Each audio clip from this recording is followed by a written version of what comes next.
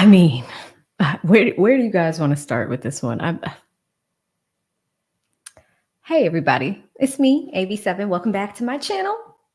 Welcome back. Welcome back. We are talking about Courtney Clenney today. And I'm so done with this case, you guys. I really am. I need to give you an important update on it. I was ready to drive down to Miami today and see what was really happening because you cannot. Shout out to KS. You cannot make this up. The things that people get away with in the law don't make sense to me. And when I show you guys the timeline of events, provide the update on what happened with this girl today, as a legal scholar, it's very hard for me to not believe in the justice system. But man, how does one get away with all of this criminal activity? A woman killing a man. Oh my God. And is not arrested for 4 months.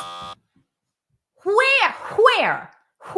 That's right. We're talking like Stewie. I've been watching a lot of Family Guy. Where is that a thing? Apparently in Miami, it's a thing. Apparently, if you're an OnlyFans model, it's a thing.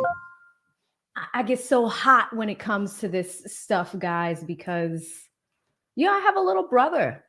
I think about inequities in the law all the time. And spending 4 years in law school, reading case after case after case, and I see how sometimes people are unfairly judged, sometimes for crimes they didn't do, or sometimes for crimes that they do commit. But in this situation, this defendant is being sued criminally and is being sued on a civil side.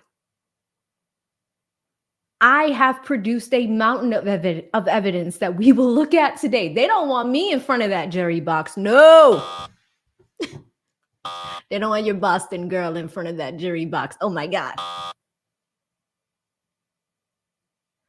The stuff that this girl has done, and when I share with you the stuff that other people around her have done to protect her from her day in court,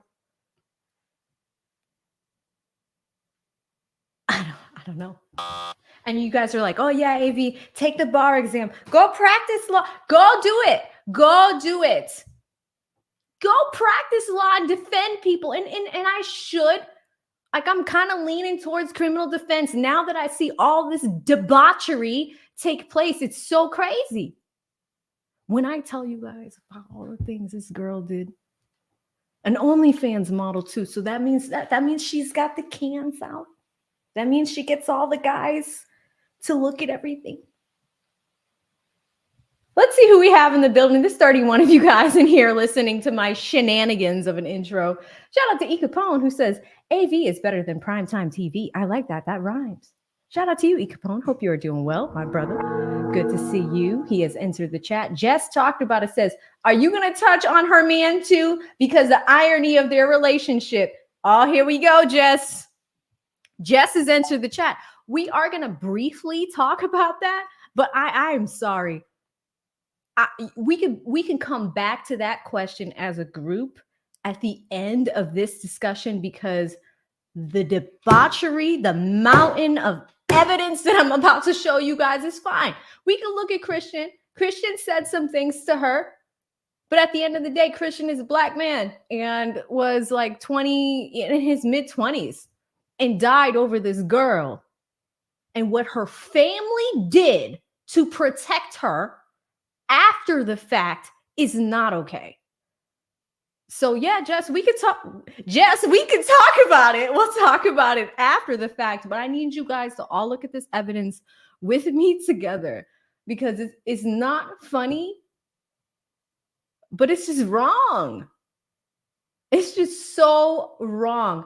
Shout out to RTP, who has entered the chat, who says, hey, AV, DJ Cripple. DJ Cripple's in here. Joey Craig, my Joey. How are you doing, Joey? It's good to see you. I'm happy that you're here tonight. Thank you for being with me tonight. Mikey Sanchez is in the building. He says Blonde on Fire episode. Did you see that? Did you like that thumbnail, Mike? Come on. Come on, Mike. I had an editor make that. He sent me that thumbnail, guys. And I was just like, oh my God, this is great. I was just like, oh my cans look better than her cans. Oof. Whose cans? Who's on OnlyFans? Shout out to Mike who's entered the chat. Monkey D Teach says, is this Captain Teach? Captain Teach, if this is you, you've changed your name like 3 times in the last week. I noticed. What are you doing, Teach?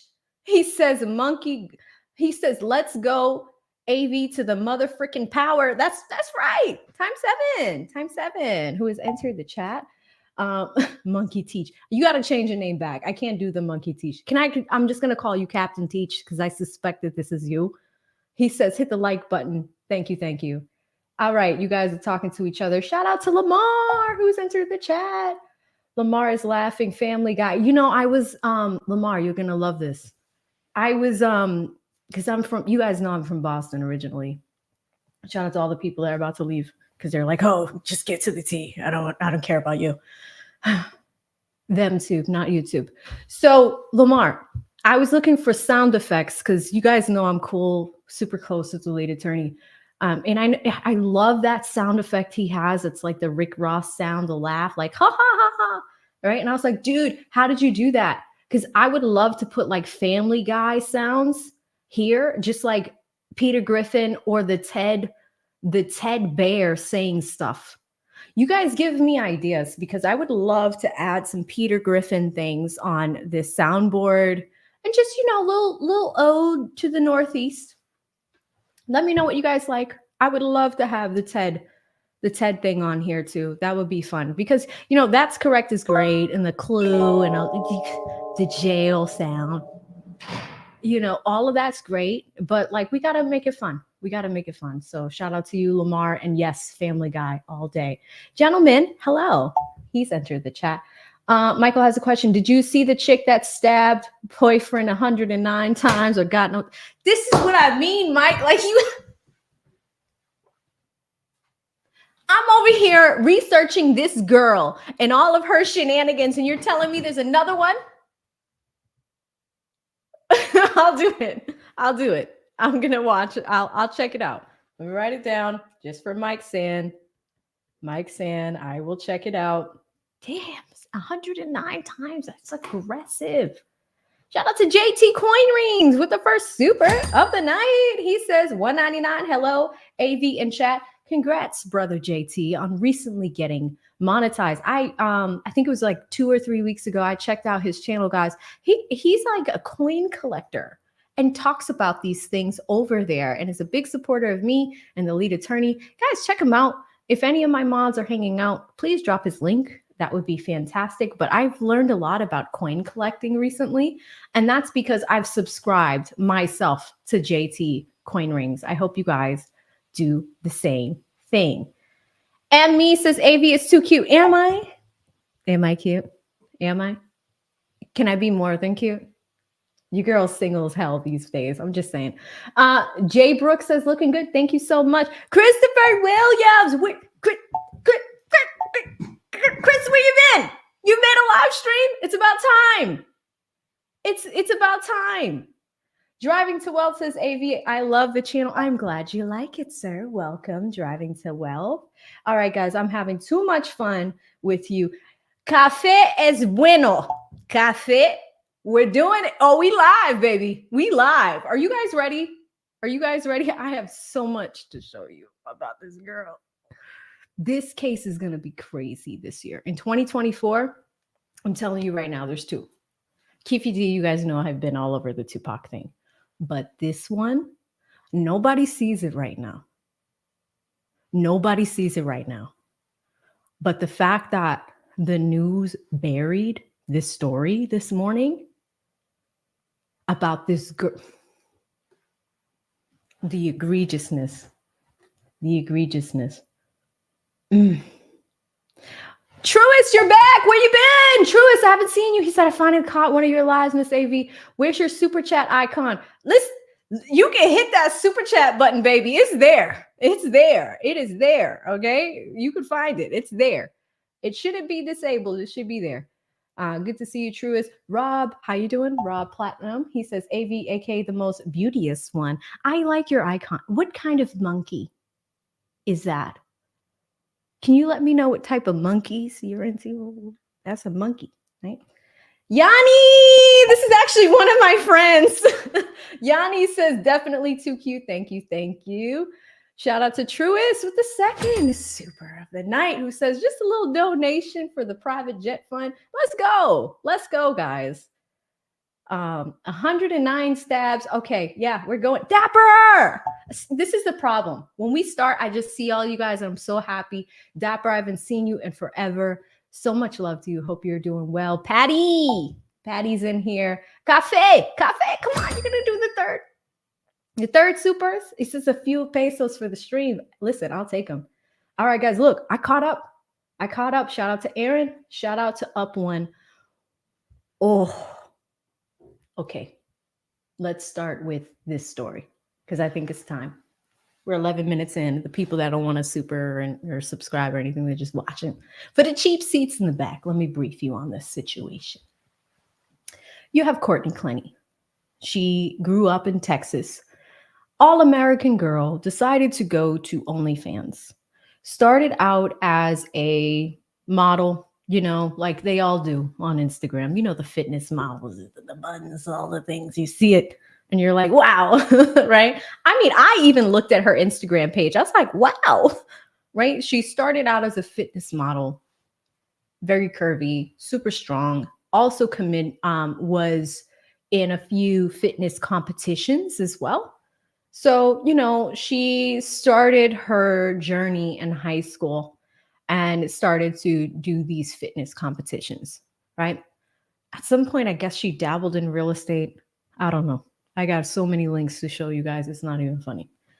Now, the situation with this girl, beautiful. Like I'm not going to take that away from her. White woman, blonde hair, long hair, fake hair. You know, we give people credit for real hair, fake hair. So she does this thing and she decides at some point, I'm going to do the fitness stuff. I think she did it for about 2 to 3 years and she decided to dabble in OnlyFans. And when I say dabble, I don't mean like, okay, let's dip a toe in. Like I almost thought about doing research for you guys, then going into her OnlyFans to look around. If anyone wants to be a super sleuth and help me out with that, Joey, I see you. But Joey, do you want to go in there and see, just look around? What does her OnlyFans look like? That sort of thing. I was like, oh, okay, you know, she got into OnlyFans. Then comes Christian Obumseli. And here's where I'm going to stop being, like, I'm going to stop joking for a second and get serious with y'all. Christian Obumseli lost his life dealing with this girl. We have talked a lot about Jonathan Majors on this channel. I have seen some footage of DJ Academics yesterday and the day before. And I say all that to say this, guys. I have a little brother. There's not a lot of people that will talk about justice for men or men's advocacy. There's so many true crime people that are on this platform. But when do we really talk about some of the inequities and injustices that happen to men? Like, we don't talk about that. Like, we don't talk about the risk that it takes when some of you guys deal with like really crazy, like batshit women. And like, that's what I wanted. I was thinking about this and I'm like, okay, in 2024, maybe the theme of the channel should just be talking about batshit women. And I say that respectfully, but after I show you guys the presentation tonight, I mean, I think you would agree. I even believe the women that watch me that have been following this case, when you see all of it, you will agree, right? So there's your briefing on the situation. These guys dated for a really long time. Courtney, she made a lot of money on OnlyFans. I think her net worth at the time of her arrest was about $3 million. Okay. So she was making bread on OnlyFans. Attractive girl. But she was dating Christian in his college years, in high school. I believe they grew up together. So they've known each other for a really long time. When she started making money, right? Christian, I don't know why. And men, you guys tell me. I like the word manager to manage somebody's business affairs. He became her assistant. Number one, that's already freaking demasculating. Like, don't call no man your assistant. Assistant. I got her on camera calling him an assistant.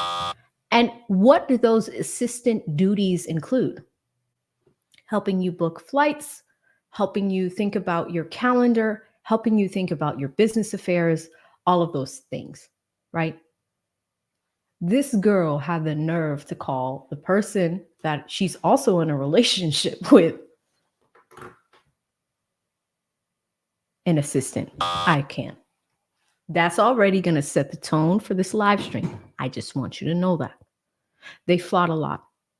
I have some footage that we're going to look at together of some of their fights. And you can clearly see that this girl is the aggressor. He would try to calm her down. Sometimes he would say things here and there. I'll give him that. Sometimes he would say things. But ultimately, the situation ended with fight after fight. They moved from Dallas to Miami, lived in Miami for just a few months. The apartment complex, the apartment that they lived in, the police responded to the scene, I swear to you guys, like somewhere around 20 times. So the other thing we're going to talk about is the extreme failure of the Miami Police Department. Because you have these tenants that are screaming at each other all the time. I'm going to show you guys some of these timestamps and these dates that are super close to the day of Christian's death. And on the day that Christian died, for those that don't remember how this happened, this girl said that she accidentally was angry. Do you know what she said she did? She said she flung a knife at him. Okay, I acted this out for you last year. This is what she did with a pen. I flung a knife at him. I flung it.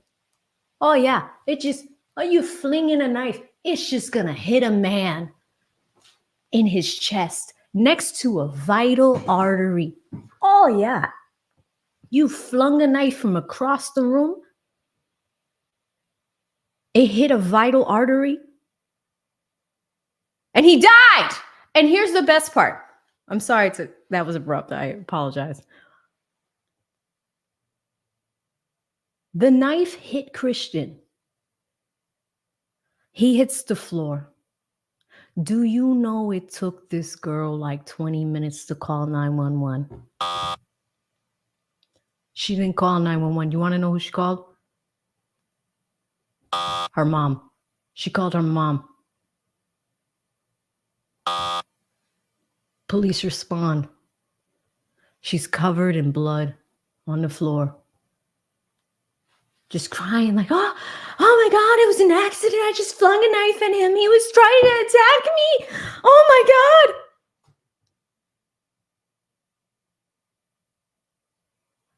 There is audio while she's on the phone with her mom.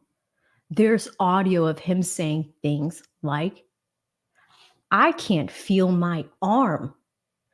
I need help. Call the police. this fly OnlyFans model that everybody gave $3 million to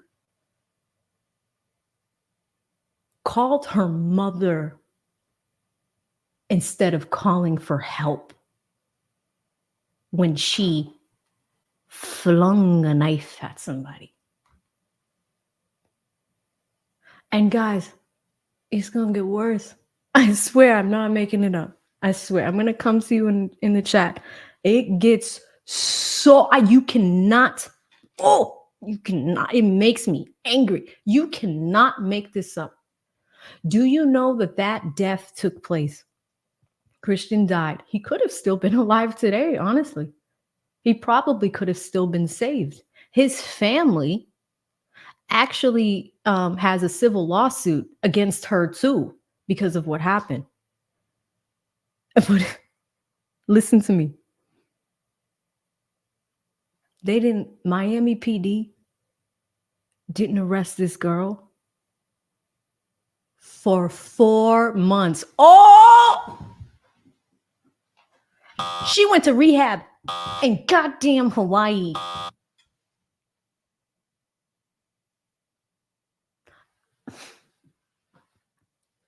Do you know how many people commit crimes and they are arrested in seconds?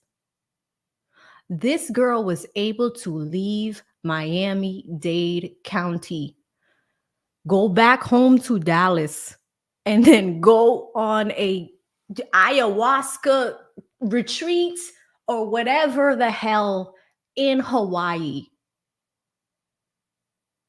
to deal with the fact that this accident happened.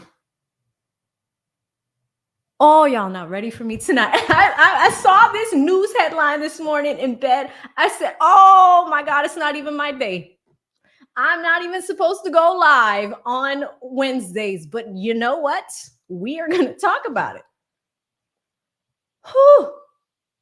Aaron, it was not a resort. She went to rehab.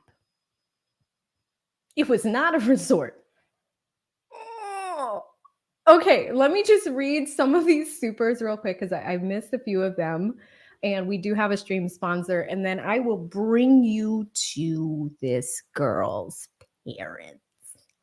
Because just when you thought it wasn't going to get worse, for killing a man, oh, it gets worse, guys. I mean, I'm not even making it up. So shout out to Café es Bueno. Thank you so much. A few pesos. We'll take it. We'll take it. Dapper Gents, another super for the night. He says, hello, sisters. Good to see you. Dapper Gents, I always appreciate that. Shout out to our stream sponsor, Joey. Joey. Love you, Joey. I hope you are doing well. And no, this stream is not going nowhere. Okay. So shout out to Joey who says, hopefully this live won't get deleted. One live from the Bay Area. Okay, thank you so much, Joey. And Joseph Townsend, guys, is a contributor to my channel. He has sponsored probably I think it was 2 streams ago, a stream that was really, really important to me. I did have to take it down, but I want to give Joseph his flowers because this is number one, a super, super generous super chat. You don't have to do that. And yeah, guys, I come up here with my theatrics and my shenanigans and everybody's like, get to the point now. But it's contributors like this that are funding what you impatient people want to talk about. I'm going to give you the legal the legal background and the legal breakdown. You'll get it. But when people step out of the frame and they're like, hey, I support this woman, I support the message that she's trying to get out there, it really, really means a lot to me. So I have to stop what I'm doing to acknowledge Joseph Townsend for this super generous super chat. He is now the stream sponsor. So Joseph, what I'm going to do real quick is just make that known. I'm going to put it in the banner and make you the stream sponsor. I really appreciate that. And this is not going anywhere.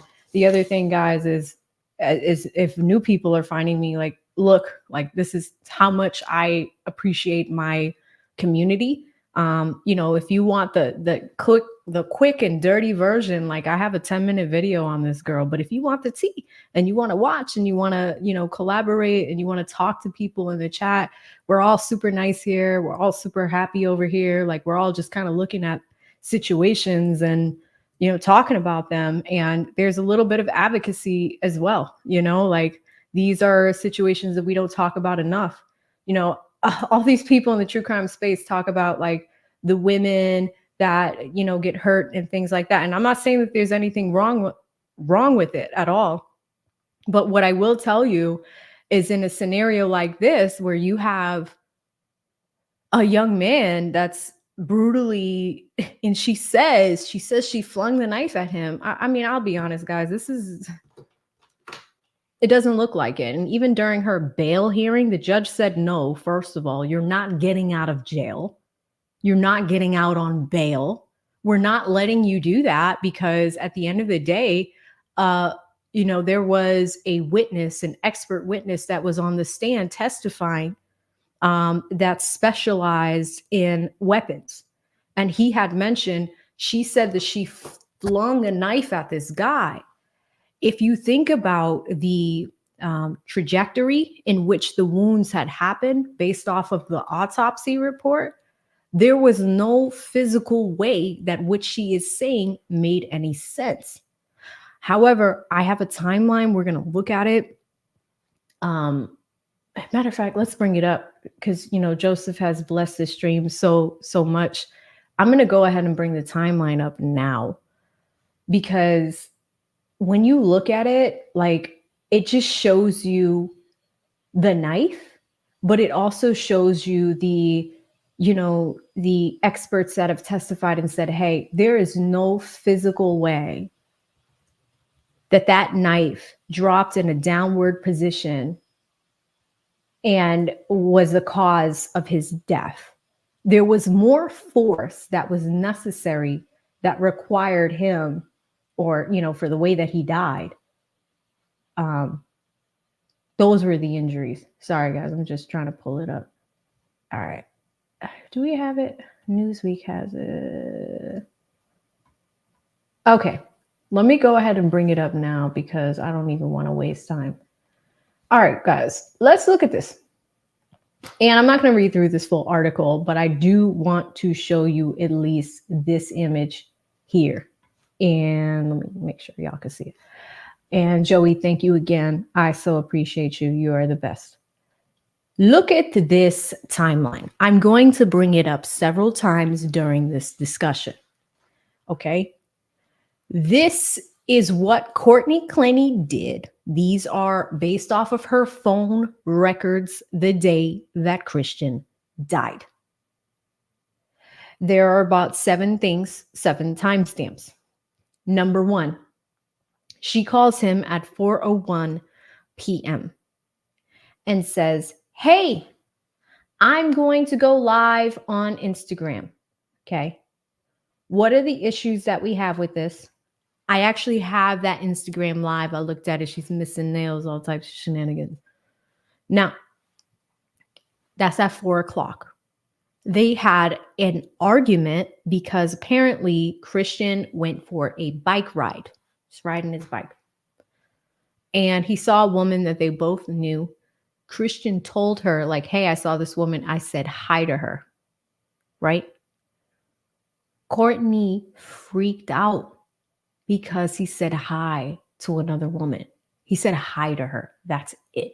Hi, riding my bike. What's up? How you doing? Hola, bienvenidos, whatever. Como gusta? All of those things. Said hi. No big deal. She goes on Instagram Live. But apparently that was the cause of this, is some jealous tendencies because he would talk to other women. Anytime he talked to other women, this is what the result would be. So 4:33, she calls him again, and that is when she ends her Instagram Live. Okay.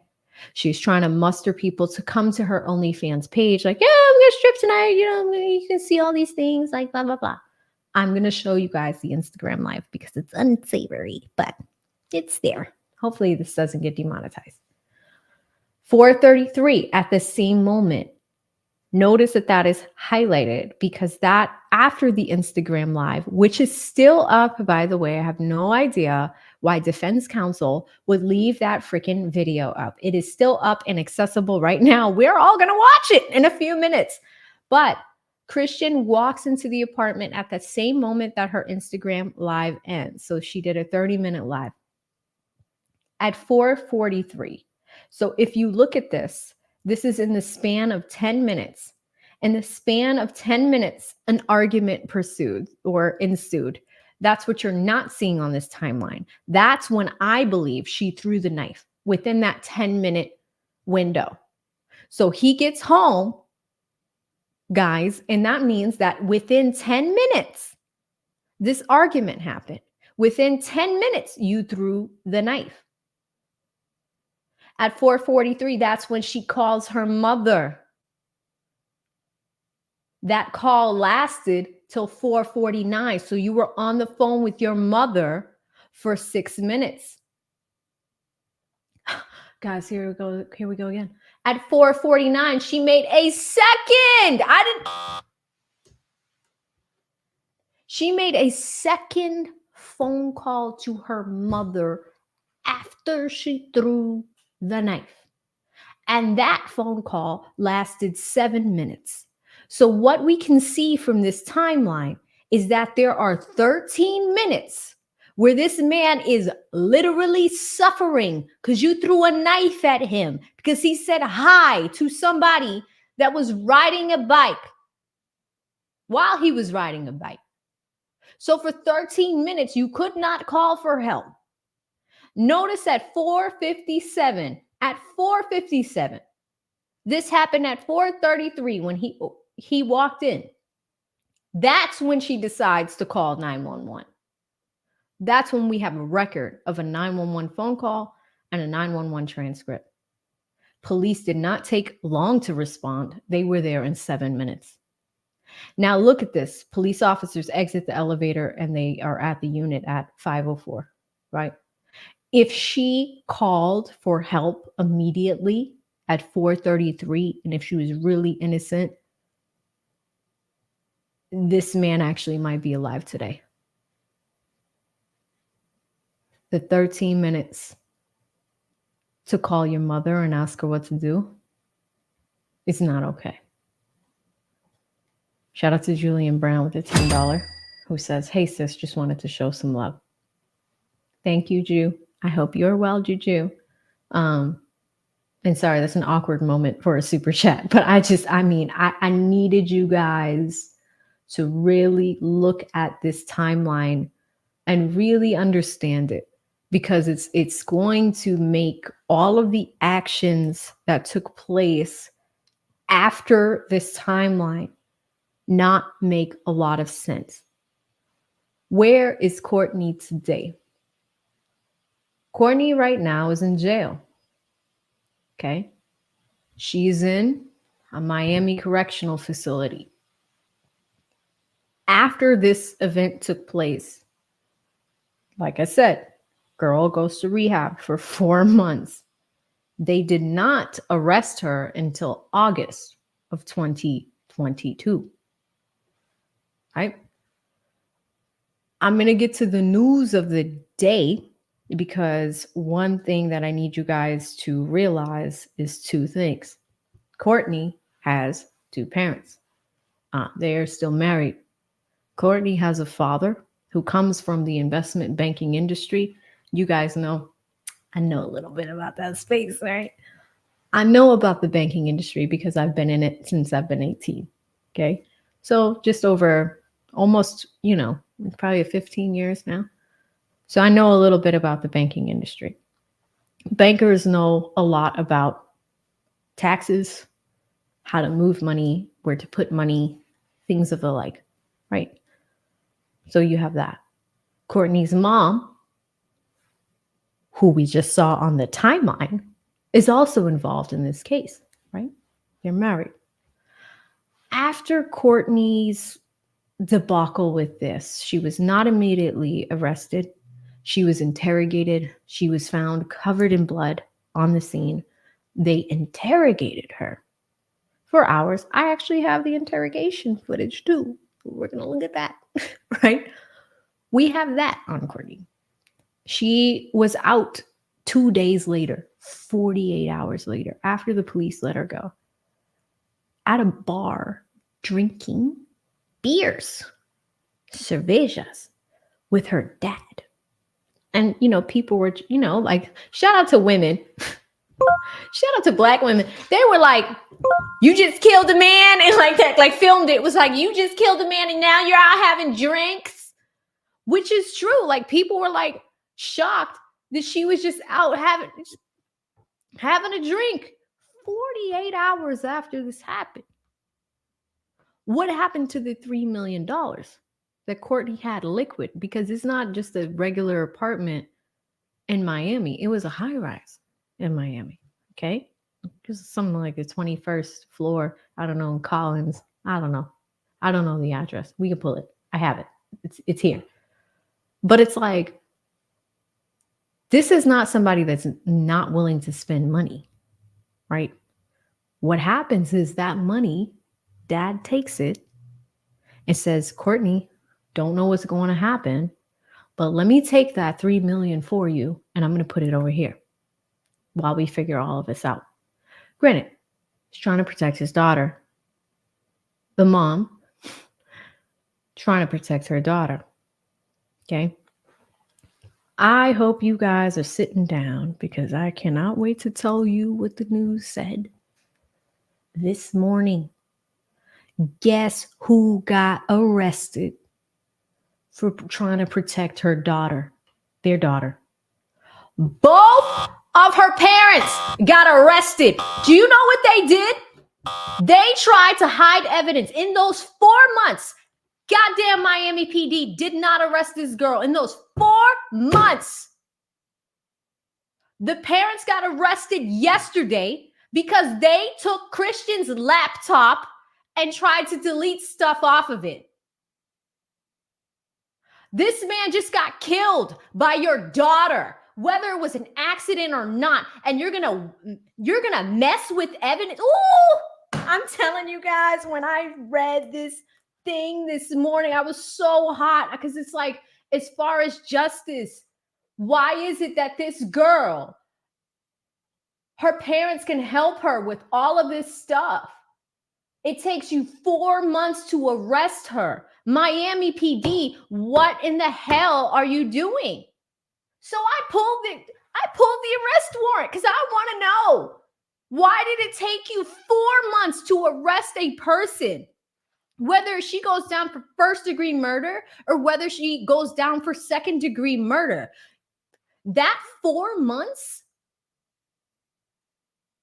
allowed these people to destroy evidence, allowed these people, and you guys know all of these devices are password protected. You want to get in my phone, you're going to need a code. You want to get in my laptop, you're going to need the password.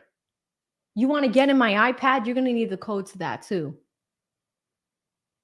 But for you to have the laptop, and that 4 months that you're trying to protect your daughter, the 13 minutes that this man could have been saved, in that time frame, in those 4 months, you had enough time to take that laptop somewhere, because you probably couldn't hack into it yourself. You had to take that laptop somewhere. And now the plot thickens. You want to know why? Who broke in? You think 2 elderly people are going to be able to break into a laptop? Come on. Who did you pay to do it? Who did you pay to get in there? So now the plot thickens in this entire case, because if someone else helped you, aided and abetted you, and on top of that, you aided and abetted your daughter, all of you guys are accessories to a crime. So on the one hand, good job to Miami-Dade for doing it now. But at the same time, it could have been avoided if you didn't let this girl stay out for her crimes for this long. Are you kidding me? What? I get so upset, you guys. I get so upset. This is just not right. Let's look at this debauchery. I could not believe this headline today. I really couldn't. Parents of OnlyFans model Courtney Clenney charged in her murder case. You're trying to help your kids. You're trying to protect your kids. And now you're going down with your kid. There's the arrest. Oh my God. There's the arrest picture. The parents of Courtney Clenney, the OnlyFans model, and let me make myself small. I'm already small. Sorry. I'm all discombobulated because this headline pissed me off so much. The OnlyFans model accused in the stabbing death of her boyfriend at their Miami apartment were arrested in Tuesday in Austin in connection to their daughter's murder case. You try to protect your kids. Like sometimes you just gotta let them like go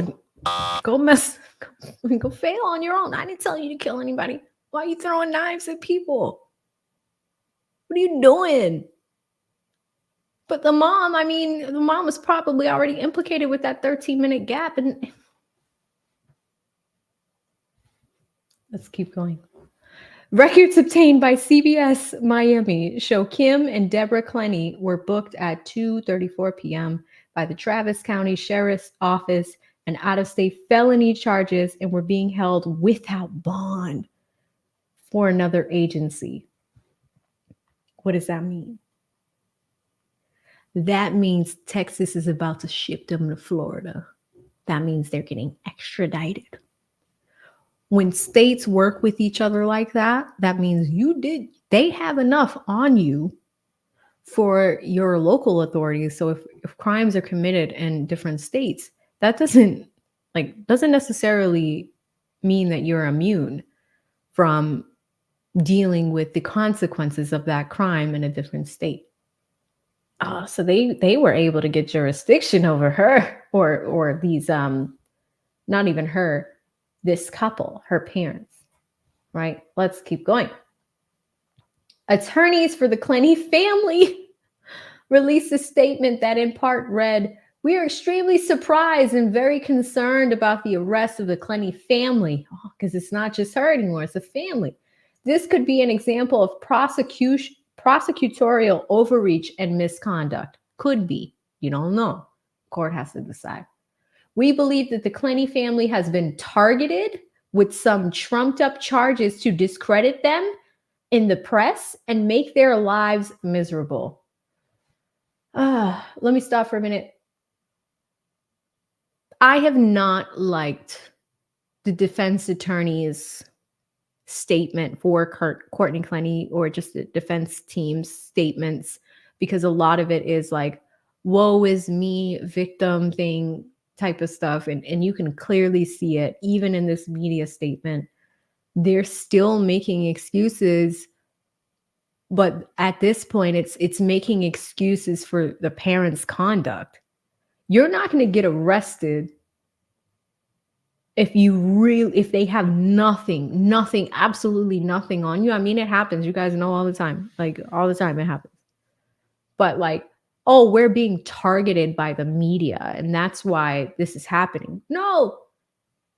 There's forensic computer scientists that can literally look at what you did. And all of these Apple products absolutely have fingerprints, absolutely have digital fingerprints. We can see what was deleted, what was taken, how somebody logged in. We can see all of that stuff. It's 2024. So anyway, I just noticed that. It stinks of a power play by prosecutors to control the narrative. This Thursday, the state is seeking a gag order in the case. That means tomorrow. They've gone after Courtney's mom and dad in such a way that requires them to spend considerable time in jail without bond. Let's stop at another second. Without bond is an interesting part of the sentence. You guys have been with me when we talked about Tupac and Keefe D and Keefe D getting granted bail. He's not out yet. But bond means the opportunity to be free if there's, some money that's involved, if you're not a flight risk. Typically, courts will have specific rules that will allow people to come out under, as long as you follow those guidelines, you could be let out on bond until the trial starts. Courtney's trial is coming. It's coming very close, and a lot of us got excited last year because we're like, okay, 2023. They moved it so many times that we are now pushing into 2024. So keep that in the back of your mind as we go, right? But it is super, super interesting. Make myself big again. Okay, it appears that the prosecutors are going for media mileage in this one with little or no evidence as we have yet to know what the true accusations are. It's unnecessary and distasteful.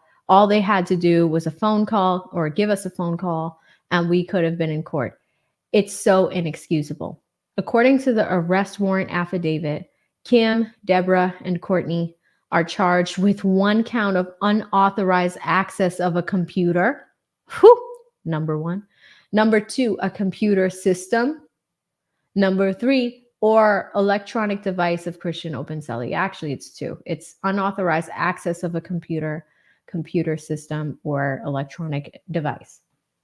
Clenney claims she stabbed Christian in self-defense back in 2022 at their Miami apartment. TMZ reported that the arrest of the social media influencer's parents stemmed from a laptop belonging to Openselli that left the apartment shared by the couple and recovered by the father. What I tell you guys, dad is trying to protect his little girl. He got that laptop. On Wednesday, a law firm representing Openselli's family put out a statement that read in part, the Openselli's family is saddened to hear the reports that Courtney's parents illegally took possession of Christian's laptop. This is yet another disturbing reminder of the horrible crimes committed against their family. We support the state attorney's office through the investigation into Christian's murder and continue to seek justice through the criminal and civil justice system. We are reserving further comment at this time until the documentation about this arrest is released by law enforcement. Recently, a new video surfaced showing the rocky relationship between Clenney and Christian before he was stabbed to death. I showed that to you guys last week, so we will not cover it again tonight. I'll probably show you a little bit of some older footage, but yeah, all of that exists. All of it exists. And here's the thing. This is how you know the prosecutor's office is interesting. So a week ago or 2 weeks ago, they released another video like, oh yeah, here's this girl beating on this guy, right? They released it again. It came out of nowhere because we haven't heard anything about this case until October. This is where I try to put you guys on the game with the way media and news outlets work. They put that out. Prosecutor's office does it 2 weeks ago. Then yesterday, they arrest the parents. It's almost like a play. It's just like, hey, you guys remember Cassie and Diddy? Hey, here's this lawsuit. You may want to think about it. Right? You had 2 weeks to come clean. And here's the thing. In this statement from the defense attorneys, like on the Clenney family side, they are saying, hey, we didn't have any knowledge of this. We didn't know about it. They're using the media. Well, how do you know they're using the media? They knew. They absolutely knew, guys. There's no way they didn't know that this was coming. There's no way that your client's not going to say, hey, I might have taken a laptop. Like, come on, you knew. You knew. Anyway, the footage was released by the Miami-Dade State Attorney's Office as a part of a mound of new evidence in the case. The video shows Clenney hitting Openselli a dozen times while they were in Aspen. The video is more than 100 pieces of evidence released to the by the Obenseli's family civil attorney as part of the investigation. Clenney is also seen accusing Obenseli of cheating on her, which he denies. I told you guys that. The family attorney says the behavior that Courtney exhibited in this video was a disturbing pattern. And then lastly, this video is an example of the toxic relationship. That's what we need to talk about, guys. The toxic relationship between Obenseli and Courtney Clenney. Evidence exists that Obenseli physically abused Courtney and prior accusations and on 2022, right? April 3rd, 2022. Courtney was forced to defend herself. This is what the defense attorney is saying here. In court, Clenney's attorneys have argued she killed her boyfriend in self-defense during a domestic dispute. Clenney is charged with second-degree murder. For now. Let's keep that in mind. And for the cheap seats in the back, I just want to show it to you one more time, just because, you guys know I love my little button here. I'm just going to show you this timeline one more time. Oh, am I going to show you the timeline? Am I going to show you the timeline? Where's it at? Here it is. 401, 433, 443, 449, 457, 504. You're telling me in that 13 minutes she couldn't have called for help? This is what doesn't make sense. This is what doesn't make sense about this entire case.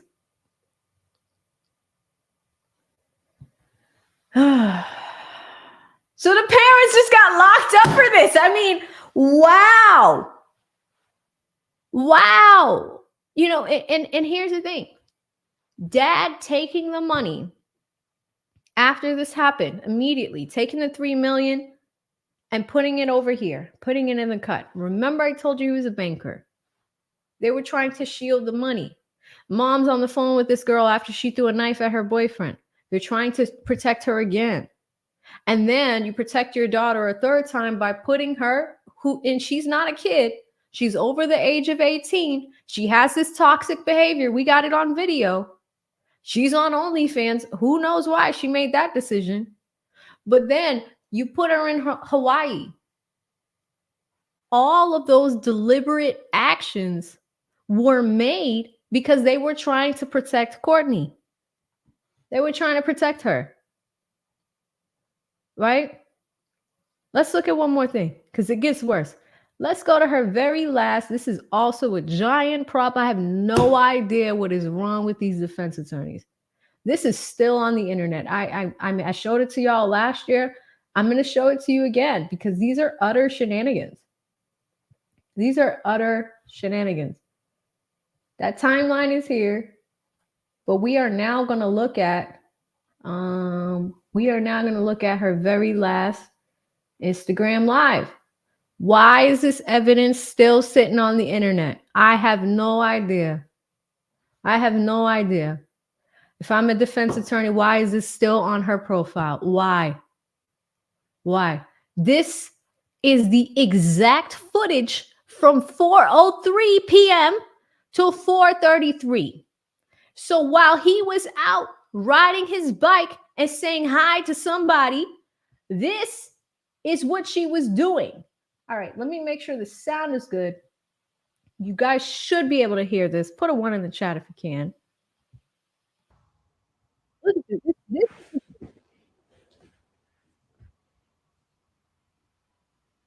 She wants to know what he was doing, who he was talking to. This piece of evidence is still up. And it looks like she just said, okay, guys, ask me a question. And then if you want me to go on live, I lost all my nails. I started getting Gel X. I was going to say, ask me a question for OF later. So do that. But, or like on my last post, because I'm not going to see it like on here. So just like, if you have a question for me, go post it on my last post because I'm going to do an OF live later. Anyway, what I was saying was my nails, bruh. Bruh, what the fuck? Okay. This is Let me what tell you a happened. little story.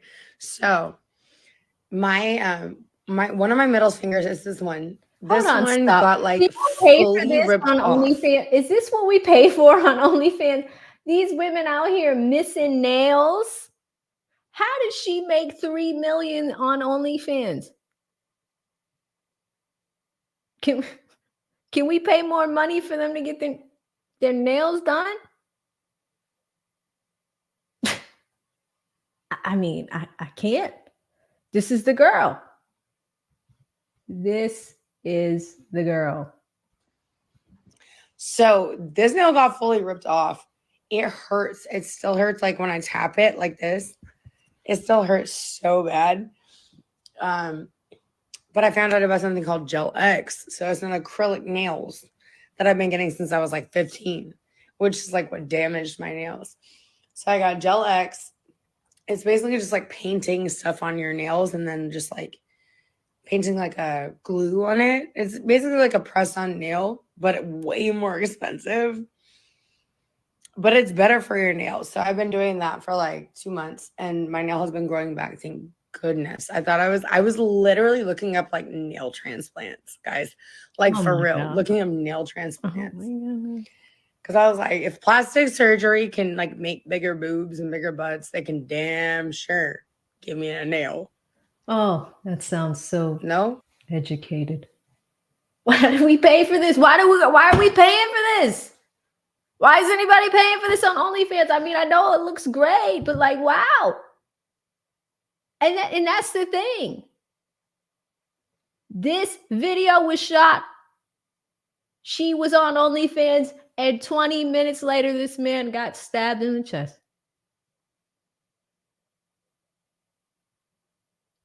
And many of you guys are picking up on it. And I will ask you, if you feel like she was lit based off of what we just saw, and I'm going to play a little bit more of it, it looks like she was under the influence of something. There's a little bit of slurring happening there, slurring her words a little bit. You hear the raspiness as well, right? It sounds like something else was going on, because if she called this man at 4:03 and then calls him again at 4:33 and this situation happens, it's like, even though you're distracting yourself and doing something else, when he gets home, all hell breaks loose. You know, so shout out to Alive, who says she got that yayo sway. I mean, I'm just trying to bring some awareness to this, truest. Like, I'm not trying to kill it for you guys, but like, this is a sick story. Exactly, Curtis. Nail transplants. I'm not trying to be mean, but Space Cadet here is talking about nail transplants to replace nails that are already not real.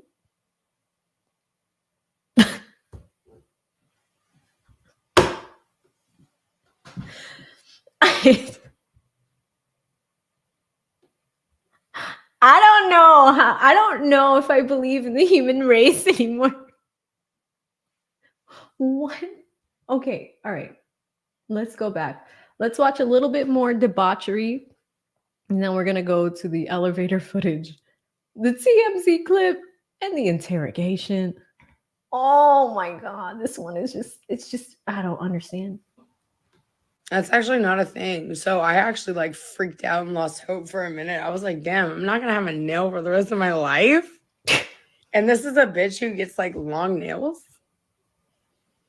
I was very scared. Anyway, so I found out about Gel X. You do this like different kind of like nail extension. Pops off like easy as hell. Very, very easy. But like it's way healthier for your nail. So I'm missing about 3. 1, 2, 3. Yep, 3. But I'm not pissed about it.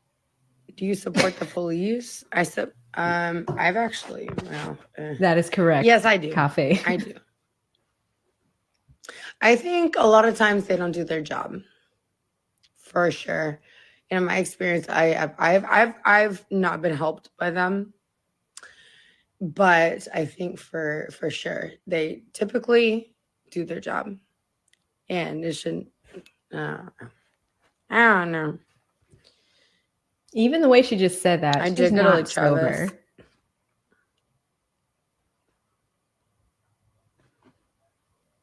Cut my nails and keep them short. Wait, hold on. Who's that? Why does it matter?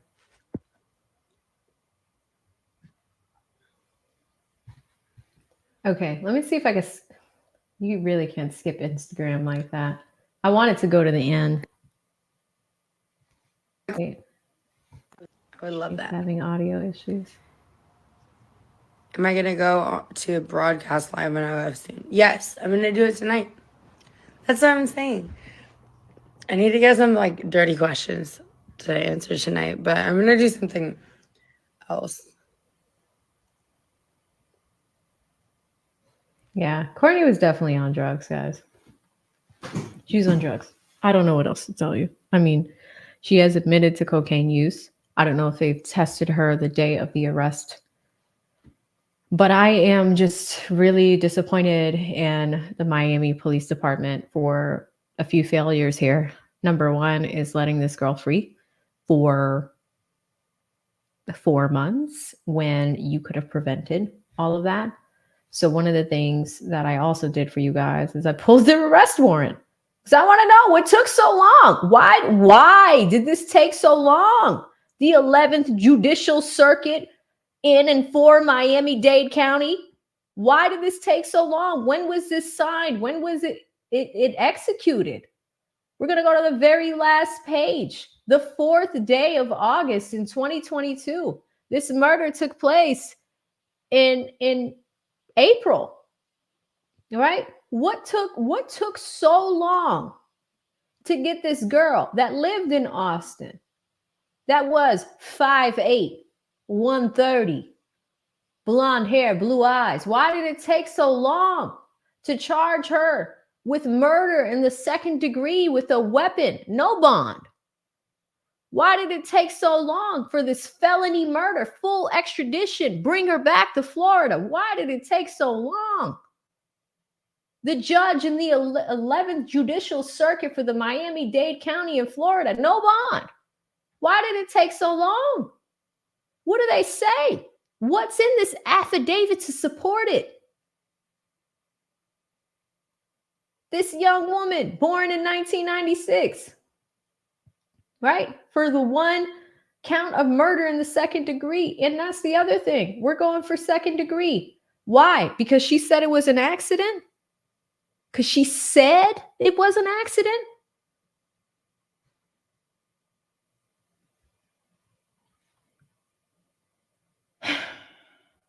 This is the detective. I don't want to put his name out there. He's on the homicide unit. And he has 5 years of experience. And he spent another 5 years in the robbery unit. He specializes in murders, attempted murders, robberies, false imprisonment, and kidnappings, right? He was the lead investigator on the day of the murder of Christian Openselli, right? The facts that support probable cause. I want to know why it took you 4 months for probable cause. Here's the initial police response. Okay. Miami PD and fire rescue, usually first responders, responded to their house, right? I'm not going to pull all of that, regarding a male suffering from an apparent stab wound. Upon arrival, officers located the defendant cradling the body of the victim with the stab wound to the chest. That's the other thing. When they responded to the scene, he was still alive. Those 13 minutes could have made a very big difference, though, right? The defendant was taken in to headquarters where post Miranda, that's important for a few reasons, guys, she provided an audio and video recorded statement. It's a 4-hour footage that we have.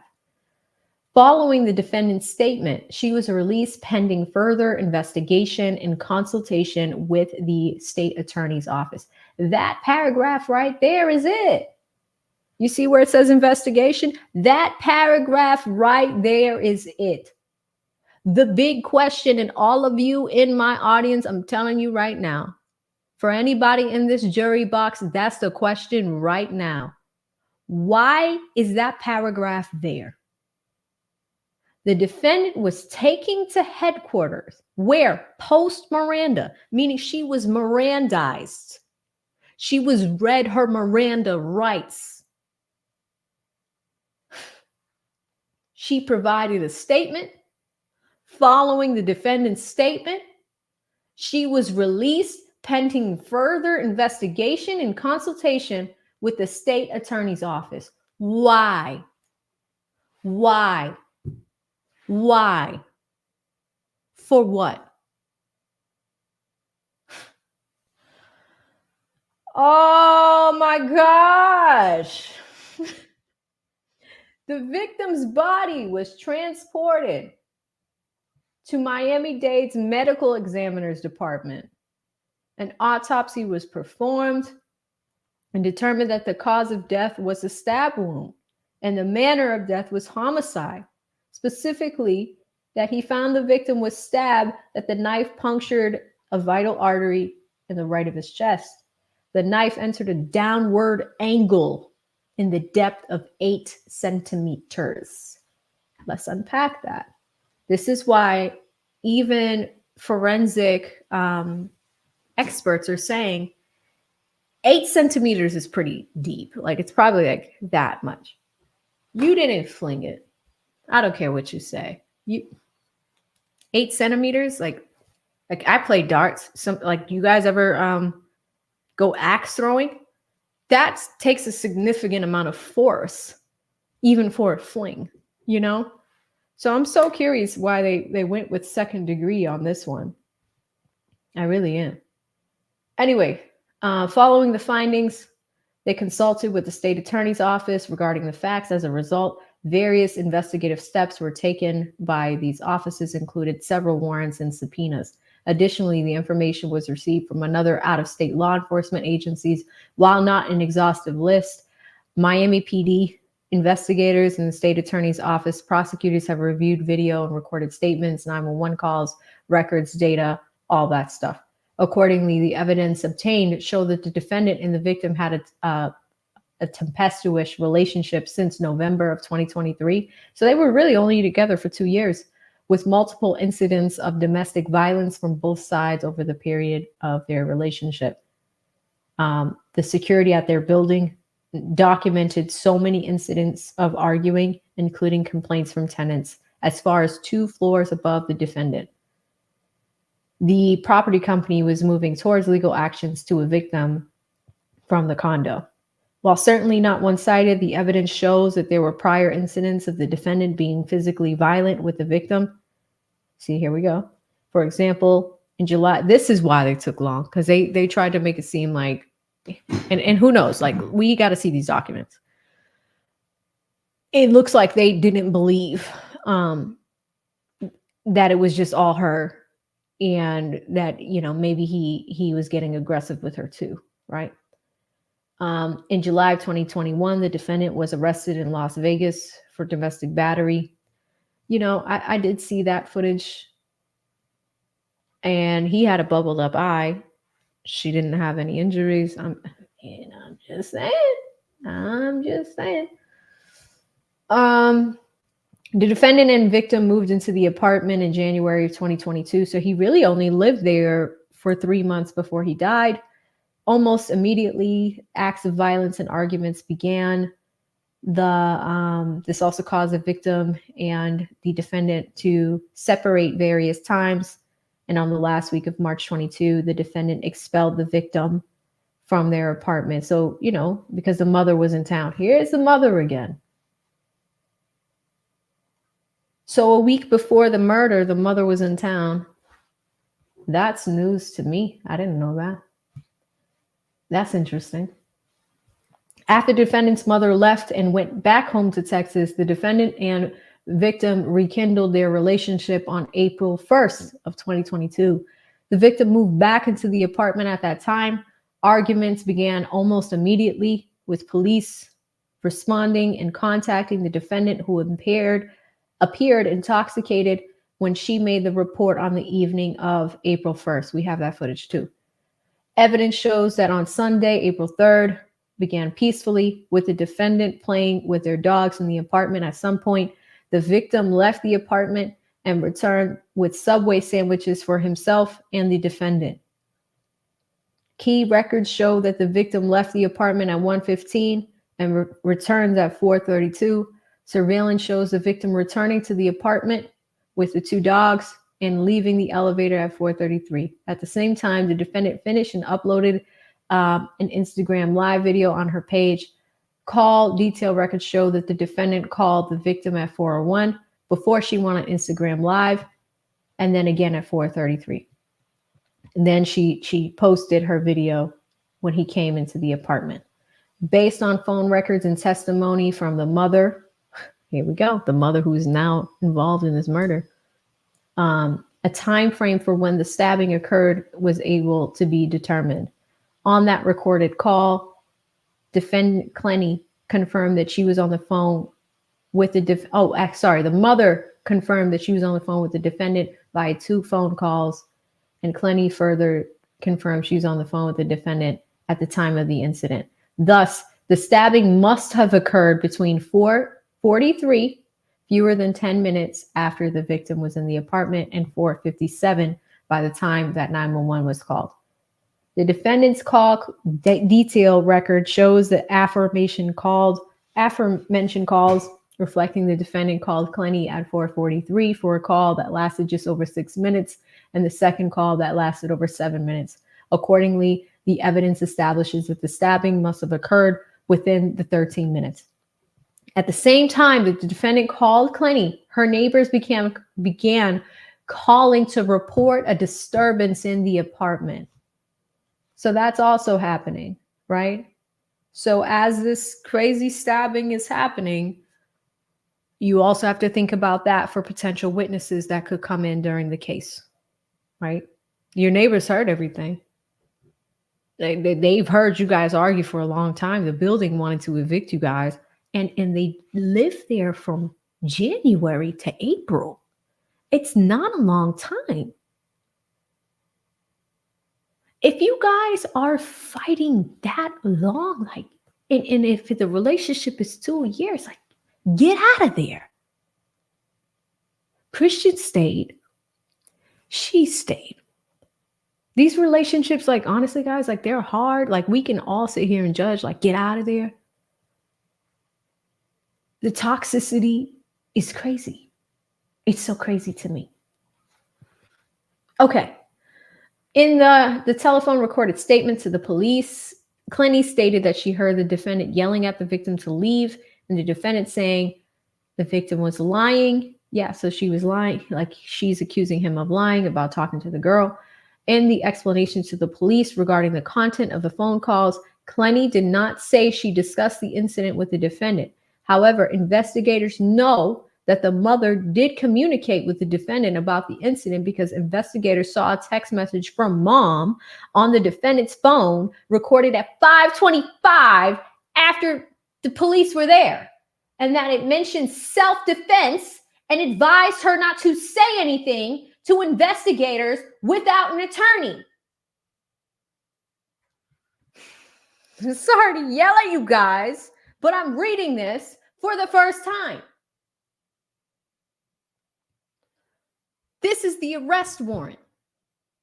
And it says right here, it says it right here. The fact that it took 4 months makes no sense to me. It's telling you right here that the mother is still protecting her by sending her a text message at 5:25. The police got there at 5:03. At 5:25, it says, don't talk to anybody without an attorney.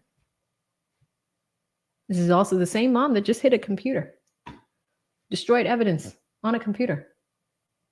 Y'all still want to go pay these girls on OnlyFans? I'm just saying, let me know. Right? Oh my God. And if some of you guys are left because I screamed, I apologize, but that made me hot.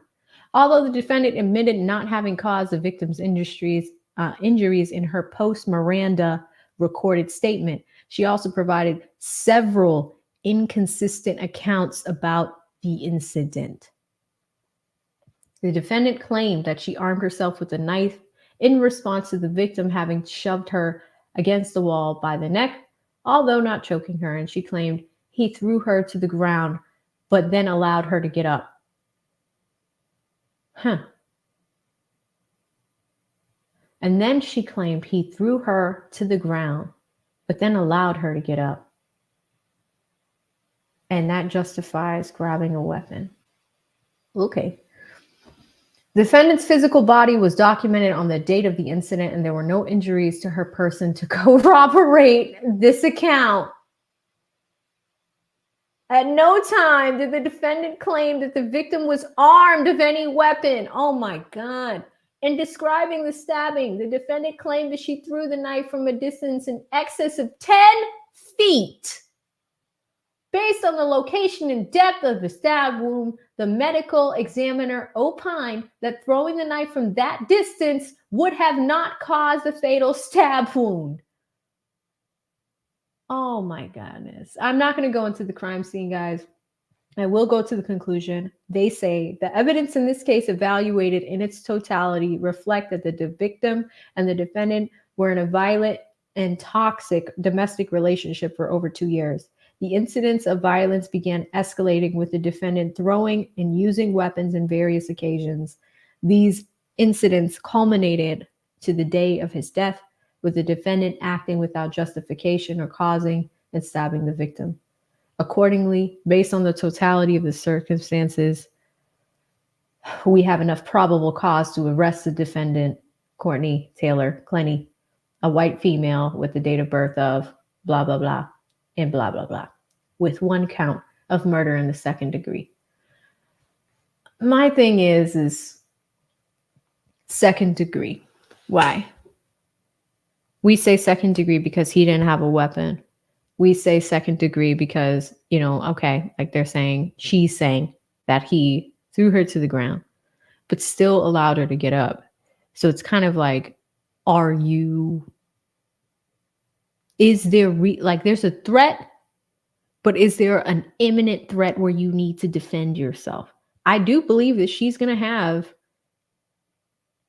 a really big issue with defending this in court.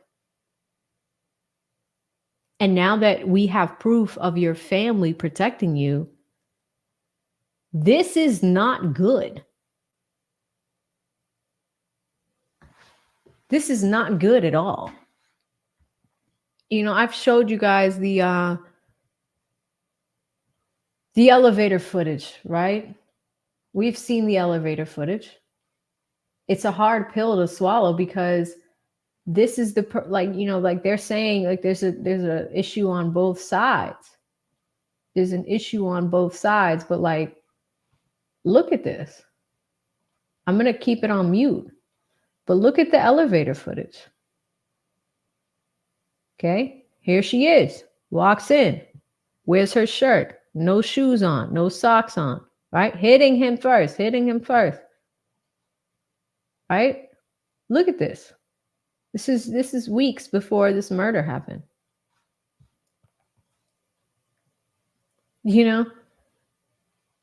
She stabbed him in the leg before, Patty. She did give him a concussion before, Patty. There's a lot here. Shout out to Curtis, who says there's often no need for a speedy arrest when there is no fear or suspicion. The person will easily be located, not flee, especially when they lawyer up and have dough. You want to slow down. This is true. This is true, Curtis. 4 months is a long time. I mean, look at this. What do we do with that? If they were trying to get them out of there, I mean, it's crazy. The interrogation footage is another thing that comes up, right? She got interrogated for 4 hours after this. I mean, they let her go, but she got interrogated. And when she got interrogated, there have been, they say, even in this statement, there were many inconsistencies in her statements, right? There have been points where, hold on, we're going to go to the most replayed. At the end, I mean, if he's not, that's a lot worse for me.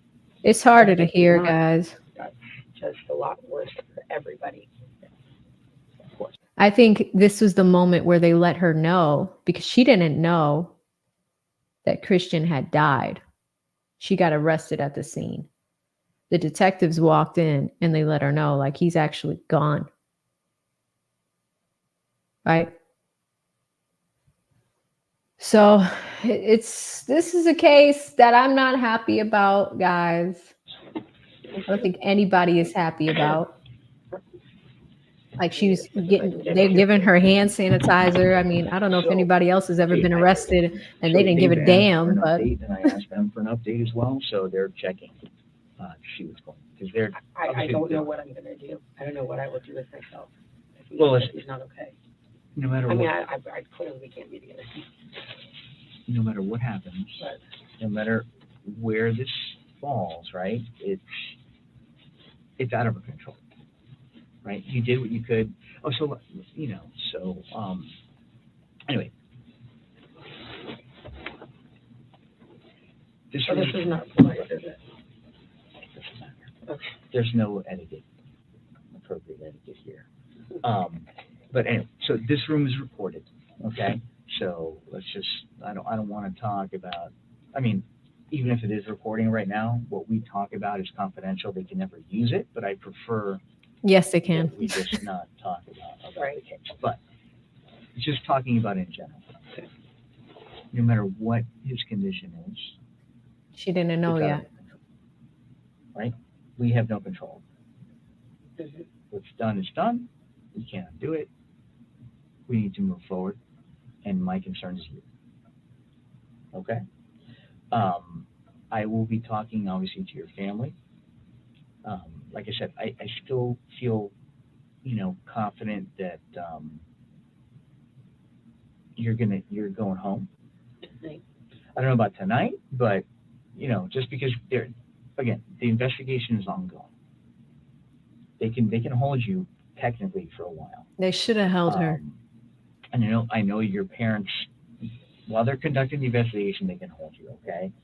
But listen, your dogs are fine. I'm on it. We're gonna get you home as quickly as we can. All right. I know I am straightforward with you. There's some concerns about your mental health to make sure that you're okay, because this is very traumatic. So there may be some steps taken there. Yeah, come on in to make sure that you're Here it okay. is. And that's it. But we're getting you home. Here's okay? the notification. So, have you met the sergeant? Yeah. Okay. Come on in. So yeah, this will now be recorded. Okay. But if at any moment I feel that they should stop recording, I will tell them that. Because obviously I'm here to protect you. Okay. Yeah. That's fine. Okay. Courtney, it's 10:45 p.m. right now. Okay. Let's start off with- So I have a picture. Let me know if this is Christian or not. Okay. Mhm. Yeah. That's Christian. Okay.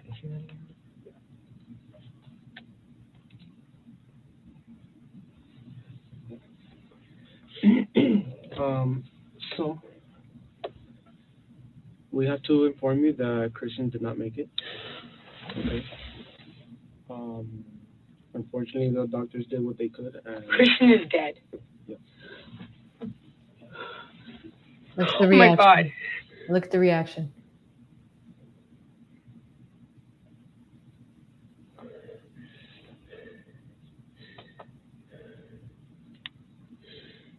This is not real, right? Okay. No, there's no fucking way.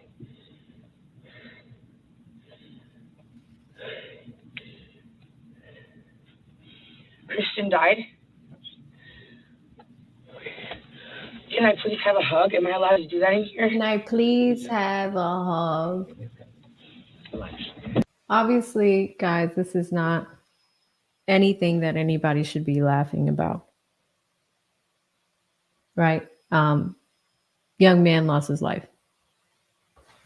And let me take it down for a second. I just wanted you guys to see the reactions and the things that she said following the moment. And even with all of that, for some strange reason, law enforcement let her go. She had a choice to not throw a weapon at this man, but she did. She had a choice to call for help. She asked for a hug. The thottery. I mean, I don't know. I mean, the thottery. The thottery. I showed you guys the newly released video last week. The last thing I'm going to leave you with, and I'm not trying to make this sad, but it is a little bit of a true crime channel, and I'm raising awareness on really messed up situations. 4 months. 4 months.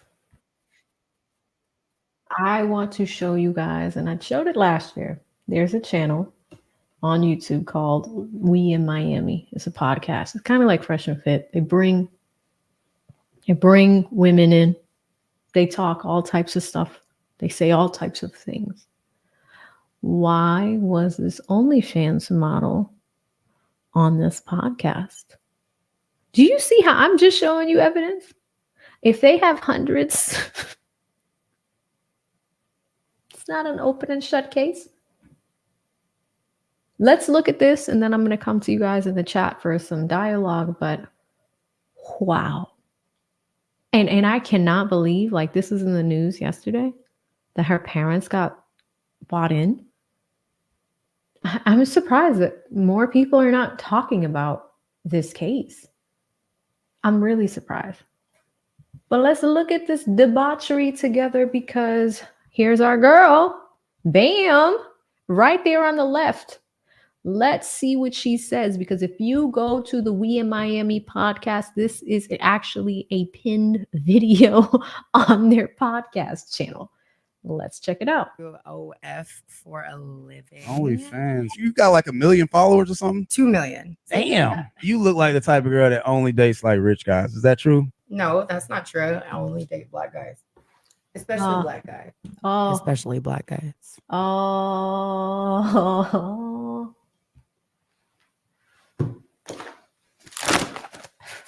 I can't even let fan up. Y'all need to know what's out there. Okay, wait, where's my Vovo glasses? You guys need to know what is out there. She said that. I didn't say it. She said that.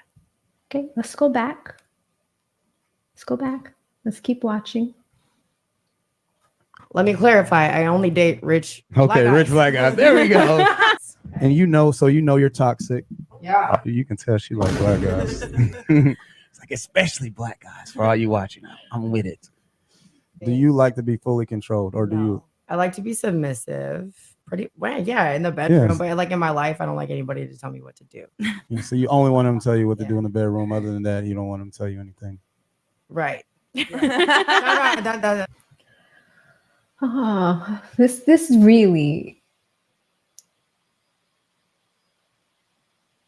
it really hurts my heart, guys. I have a little brother. When I think about him, when I see this stuff, my audience is mostly men, so I think about y'all. This is what's out there if you're not careful. Shout out to 10 Plus Sounds, who says, are we surprised? I mean,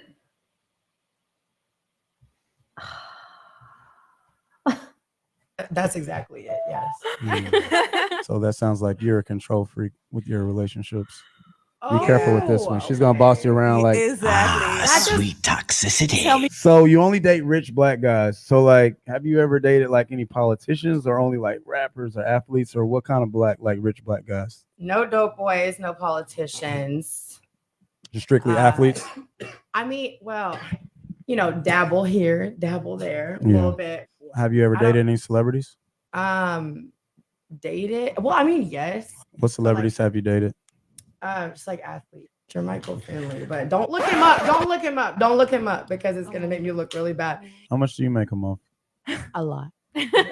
Oh, that's what's out there, guys. I mean, I don't. I mean, I just, this case has literally been on my mind. I saw this headline and I just wanted to drive to Miami and see when they're gonna bring her in court. When's she gonna be on the stand? I'd love to see it. I mean, those prosecutors, I hope they bring it. I really hope these prosecutors bring it, because we can go deep for a second, right? It's interesting to see when people are lying on you, but there's also some inequities in the criminal justice system. You know, I want to shout out so many of you guys when we did the Jonathan Majors thing. When we talked about that, I looked at it raw. I looked at the video raw. I looked at everything same day. And so many of you guys were in these comments and you're like, no, no, no, AV, no, no, no. He was running away from her. And so many of you guys have shared how sad it made you. You know, yeah, Truist, she's gonna be tried in Florida. But like, there's some inequities here. If that was a male defendant, come on. Put a 1 in the chat if you know if it was a male defendant. Would a male defendant, doesn't matter what color he is, if a male defendant was found at a scene covered in blood and said, she hit me, do you guys think, put a 1 in the chat if you think that that man would be detained and locked up in that very second, or put a 2 in the chat if you think that the investigators would need 4 months to detain him. I see some ones. Danielle, how you doing? I haven't seen you in forever. How are you? Hey, Kat. Oh, and guys, I'm bringing up Jonathan Majors because tomorrow we're going to be back here. Kat has a YouTube channel and has done a deep dive on Jonathan Majors and has all of the court documents, all of the court transcripts, so we can actually read them to you guys together. This case was not televised, but Kat will be back here tomorrow collaborating with me, 7 p.m. Eastern, and we will be looking into that. Thank you guys for all the ones. Shout out to Jeff Liscombe, who's in here. Jeff is Kevin Samuel's best friend, and he's in my chat. And I love me some Jeff. He is a really good friend of mine as well. So it's good to see him. But yeah, guys, arrested at the door. So many of you guys are like, what is this? 1 all day. 1 all day. Interrogation, 12 hours straight. She was only interrogated. Café es bueno. For 4 hours. 4 horas? I don't know. How do you say it in Spanish? I got the Portuguese stuck in my head. 4 hours. That's it. 4 hours she got to go home. 4 hours she got to go back to Texas. 4 hours her dad was able to take that money, take that $3 million from OnlyFans, hide it in the cut. They sent her to Hawaii to go to rehab.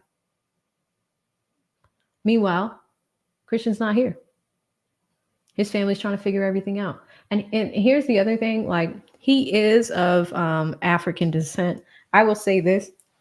A lot of people got upset with me when I started covering this case because he's not an FBA, which means fundamental Black American, right? He accordingly on his, or not even accordingly, apparently on his Twitter account, he had mentioned some things that were just not okay. So like most people are just like, well, he did that to himself type of things. And like people don't really want to support hearing this story. I just see it as more of a learning lesson for a lot of people, because women out here are like this. You know, not all. I mean, I know that's what we say. Not all women are like this, but I think it's just having the courage to let go of things that just don't serve you. Like, we could sit here and try to make it work all day, But like, if it's not serving you, if you're getting stabbed, bro, if you're getting stabbed in the leg, you're getting concussions from this girl, and you guys have only been together for 2 years, like, get out of there. If you've only lived with her in Miami for 4 months and y'all getting called, like police is being called like every other day, like, get out of there. It's so bad. So I'm not just sharing this story with you guys to, you know, kind of like poke fun at it. This is a serious thing. It's a serious thing. And if I can do anything for y'all, it's making sure we talk about real issues too. You know, like, look at Brick Lady. You guys remember Brick Lady? I was probably one of the only people that was like, oh my God, come on. Like, she can't be, she was antagonistic, right? You have Brick Lady. You have all the shenanigans. Oh, do you guys want to jump to DJ Academics? I have a few minutes. Did y'all see the new stuff with DJ Academics? This girl, I gotta look it up. Because we're on topic. Cheyenne is wilding out. I mean, I don't understand. So DJ Academics was like laying in bed looking really sad yesterday or the day before.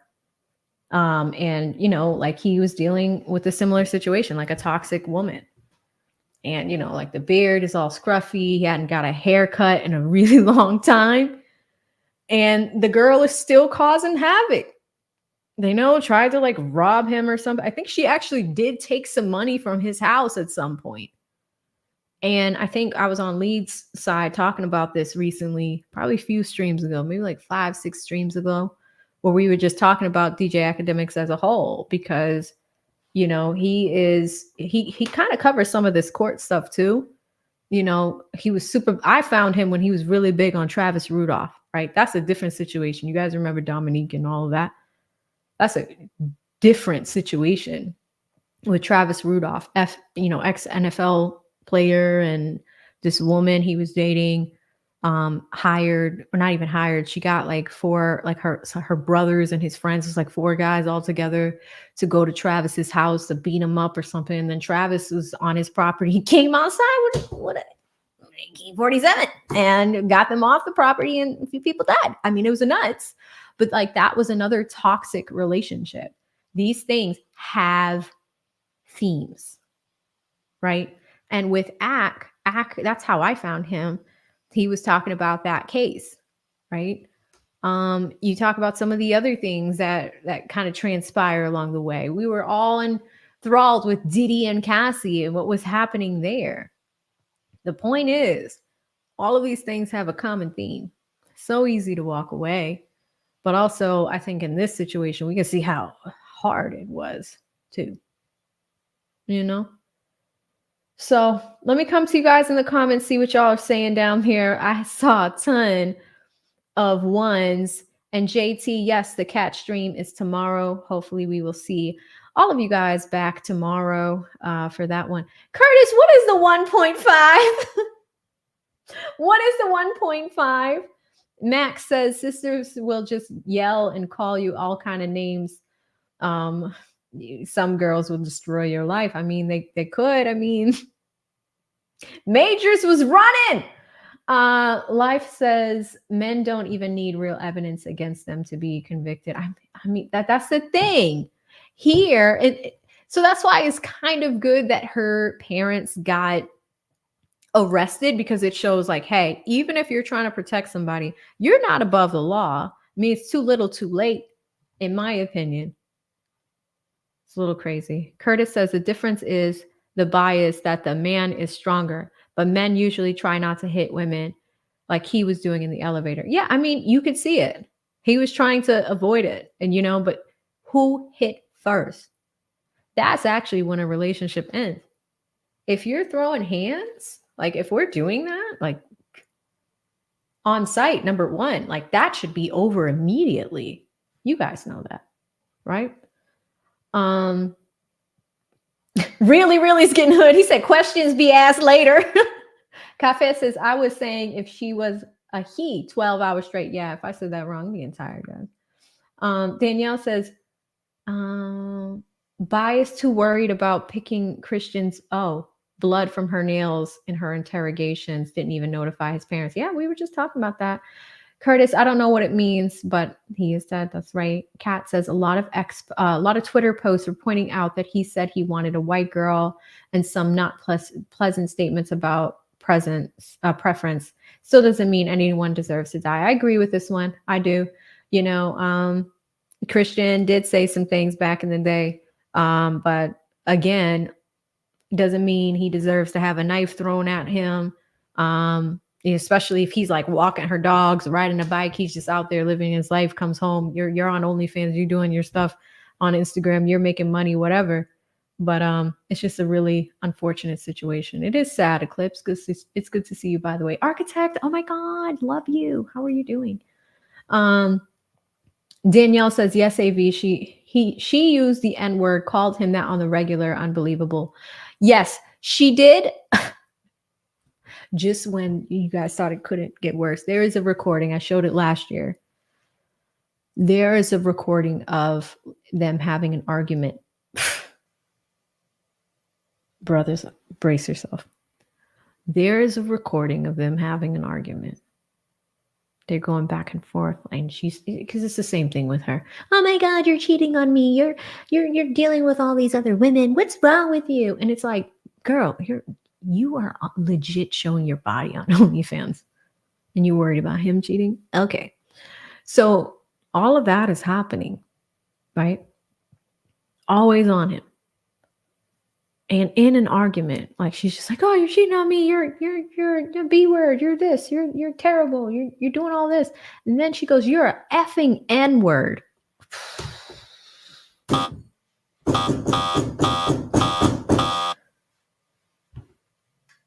are you're dating a black man? Don't ever do that. I should never even be a question. Like, you don't ever do that. So Danielle, that did happen. That did. Michael, yes, it dates back to childhood. Eclipse says people need to be people first. That's right. E. Capone is like, listen, I speak Portuguese too. I'm letting you know. Consolium, this was a terrible case. It is, but here's the thing. Conso, I'm gonna call you Conso. I give everybody nicknames. Conso, it's still coming. We haven't even made it to court yet. I just showed you guys pieces of evidence. There's more. And the fact that they locked up her parents today. Wow. Curtis says, thanks for your channel and your time, AV. Be well. Thank you, Curtis. Have a great night. Max says, yeah, they talk kind of wild about FBI. I mean, it's crazy. Monkey says, Captain Teach says, until proven otherwise. That's right. The parents of Courtney Clenney, the OnlyFans model, have been arrested. Yes, that's what we're talking about, Architect. Kim and Deborah. Thank you. That's who we're talking about. Bricks. Truist says he probably thought he couldn't do any better than her. I mean, that's the thing. Everybody's talking about the simp things. Patty wants to know who Brick Lady is. Should we show Patty Brick Lady? And I got off on the academics thing, guys, but I'm trying to find the one I saw last night. Okay. Here is Brick Lady. This is just a photo. Okay. So, Patty, for your information, there was this woman a few months ago. Am I showing it? Here we go. There was this woman a few months ago, right? Here she is. And she put out a viral video, and obviously her face looks a little crazy. She claims to have gotten hit with a brick. Okay. She claimed that a man hit her with a brick. And the reason why she's called Brick Lady is because she put out a viral video on TikTok and accused the men around her of not protecting her from this bricking situation. It turns out that it was an entire hoax, and she made the story up and was going viral because nobody came to her aid, allegedly. the best part is that she then went on to create a GoFundMe and raised somewhere around $40,000 from sympathizers who felt bad for her and wanted to contribute to her medical expenses when at the end of the day, she was lying about the entire situation. I was skeptical because I went through her TikTok feed and she actually said some egregious things about women in that, men that choose an alternative lifestyle do makeup better than us. That some of them are getting better guys than us. Like that for me was really where I started to see a character deformity or a character anomaly, which made her become a little bit unbelievable. But it just didn't make sense, because if someone was really injured in that way, I don't think that the first thing that they would do is pull out their phone and start recording it. If someone is injured, the first thing that they're going to do is run, retreat, get to a safe place, and call for help, right? It broke the internet for a little bit. So yeah, Patty. Everybody's like, listen, Patty, this is what happened. This is what happened. Shout out to Sinji. I haven't seen you in a long time. I hope you're doing well. I haven't been in the comments. I'm just catching up with y'all now. KM says, DJ Academics laying in bed is not something I want to envision. I mean, you just got to see it. I think, shout out to brother MTR. I think he put a video out on this yesterday. He might have a better view for you guys than I did. MC has entered the chat. It's been forever. He says, got to go to a ceasefire committee meeting later or dinner tonight. Okay, do your thing, MC. Raise the roof. I hope you still pop locking out in Cali. Doing your thing. Wow. Shout out to MC Recovery for the super sticker on your way out. Thank you so much for the $3 super sticker. I appreciate that. Cafe Es Bueno, you hitting me tonight. He says, can they upgrade the charge to murder in the first degree? We'll see what happens with this one. That's why I wanted to look at that court document with you guys and see why it was entered as second degree. I think back then they didn't have enough evidence, but here we are. The murder took place in 2022. She was arrested in August of that year. All last year she was in jail. So 2023, there was little to no action on this case. I think she wanted to come out on bail. They said no. And now we are seeing more evidence coming out, because you got to remember there's two cases. She's being charged criminally, but Christian's family is like, oh no, funeral expenses, all of those things, you're paying for it, right? But they're also suing her. They're suing the building in which they lived in, because if the building wanted to evict them, the building could be held responsible, because they're like, hey, there's some negligence here. You knew my son was in danger. You knew my son was in a toxic situation or whatever. What culpability do you guys have for not getting this couple out of the complex? Hundreds of calls from the neighbors over 3-4 months. It's insane. Oh, you only sent for me. So thank you, Cafe Es Bueno. JT says the mother should be getting some charges as Jennifer Cromley in the same charges as Jennifer Cromley in Michigan. The mother aided after the fact. Ooh, Jay! That is correct. By participating on the phone call. Ooh, Jay! While the victim was dying. Jay, do you want to sit at the co-counsel table with me? Because that's what I'm saying. Not even that. The dad, by moving all the finances around, when they got Christian's laptop, what was on the laptop that they deleted? Who helped them break into that laptop? Now you have another party. You think about the Adelson case. I did a short video on that. This woman wanted custody of her kids, and I don't know why she did this. She hired her brother to kill her husband so she can get custody of the kids. People are crazy. But like, that's the thing. There's the aiding and abetting, but I bring that case up because the mother in that case was helping the son cover up the murder and all types of shenanigans. Parents get in trouble with their kids. The brickery. Y'all love the brick jokes. Brickgate.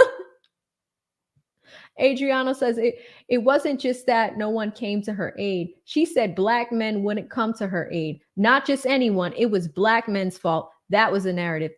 Adriano, thank you so much. That is correct.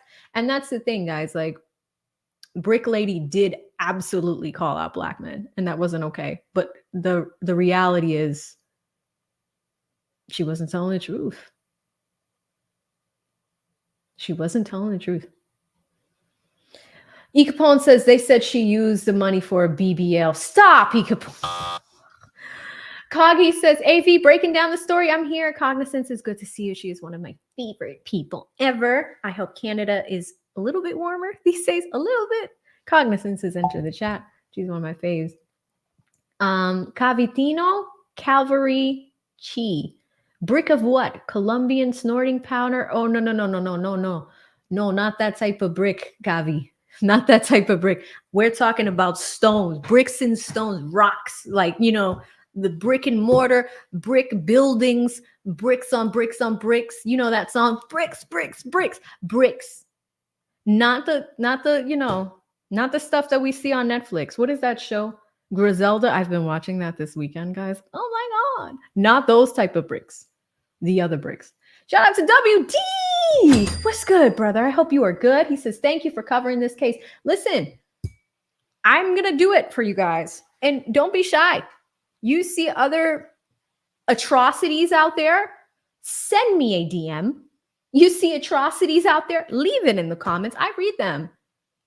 And like I said, like, I'm really thinking about my channel in a different way. I'm thinking about justice on this channel and talking about justice on this channel, but having the conversation about justice on this channel. Not just the, oh my God, this person's in the news type of thing. I don't want to chase the next news story. I want to raise awareness about what's actually happening out there and creating dialogue around it. You know, creating dialogue for sure. So thank you, WD. I have so much love for you. You already know that. You already know that. Hey, Captain Teach, don't put me in the same place in the brick place with the brick lady. Don't do it. Don't do it. Kavi says metadata will bite her and her parents when computer forensics work on the hard drive. That's what I mean. In the fact that they extradited the parents from Texas to be charged in Florida. Something's going on. Can they retrieve the deleted information? Thank you. Anything but predictable. I am sure that it can be done, right? But the fact that an arrest has happened, it most likely already has been done. And it probably will come into evidence in Courtney's case because this is not helping her. That's why I was saying, title of this video, this is not good. This actually does more damage to her second-degree claim than anything. Her family is protecting her. E. Capone says, that's right, AV. Erin's in Canada too. She says, it's been pretty warm this week. It's 0 degrees in Toronto. You guys use like Celsius or whatever. Like, we don't know what that means. You know, like I'm in Atlanta. It's like 55 today, but 55 degrees. I don't know what that means in Celsius. You know, do you guys know? How is that like, how does that work? How does that work? Mike says, can't bring Open Sully back. Courtney's already suffering. Do you see how she looks? She's big, bro. She got big. How much is Murder 2 in Florida? I don't know off the top of my head, but I know she's facing a really long time. I wonder if it's in this court document that I have up. It could be. It does say felony intent, the type or degree. It says felony and then one count, and it says up to life. That could be wrong though. Usually second degree charges, it doesn't have like the maximum penalty. But here's what we also know about cases, right? Goes to trial doesn't mean that because she has to, after she gets like, let's say a jury of her peers says, hey, you are guilty for committing this crime. She has to come back for sentencing, right? So we know that as well. 0 degrees is 32. I didn't know that, Aaron. I'm learning, okay? I'm learning. Add 32 and you get Celsius. 10 plus, you're in another country too. I don't know. I have no idea. All right, E. Capone. Apparently everyone else knows. I just didn't learn the temperature, how it works in other places. Shout out to Live again, who says, can they subpoena the parents' personal computers and phones? They absolutely could. Now they're being bought in. I'm not quite sure if they're being bought in as co-defendants, but they are being bought in on this particular case. Here's the thing. They were arrested like we always do. We want to see the court documents to see what potential charges they are looking at, but we know it's 2 counts. One, it is illegally possessing a deceased person's electronic device and then entering and getting into that system. So it's 2 things. You're taking something, you're taking the possessions of another person, but you also got into their personal property. This is actually good for the family because it helps them on the civil case too, you know? So it's great. Westwood DIY says, I did 5 years Texas Supermax. I'm sorry, Westwood. That's a really long bid. He says, I learned one thing about humans. No one is innocent or a victim. You know, Westwood, shout out to you. I have some people in my life that have done time, and I never judge them for that because it is a very unique experience. It changes you in a lot of ways. It really challenges you mentally, right? To look at the finish line, to stay strong. So shout out to you, Westwood. I'm happy. It sounds like you're free. You're home. You're home, right? Because you're enjoying the YouTube, right? But you learn a lot in there. So you're absolutely right. Shout out to you. If you guys could do me a favor and just type in Westwood in the chat. Just do it for me. Do it for me because it could be any of us. Like you can get an argument with someone and be like Christian and not be here. You can get in an argument with someone and end up in jail, right? If you guys could type in Westwood, that would mean a lot to me. Okay. All right. And you guys are still talking about everything. Shout out to Westwood. Wonderful. All right, guys, we are just about at 2 hours.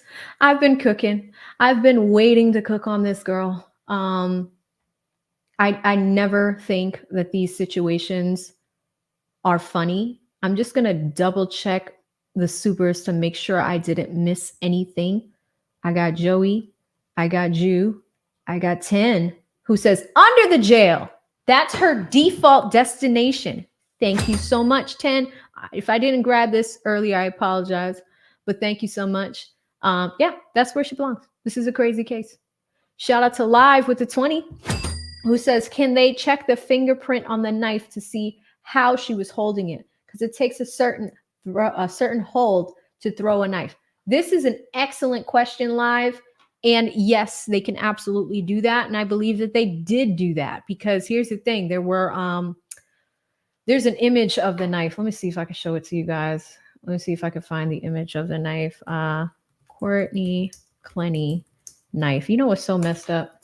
I moved a little while ago and this looks like the knife set that I bought at my place. I was like, but this is like a really, really, it's kind of serrated.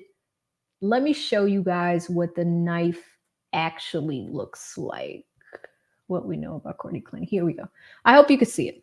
So here's the knife, right? The blade length altogether is about 6 inches. Now we have 8 centimeters or 3 inches in which it punctured Christian. You know, here's they had a picture of the knife. Is it gone? It was bloody.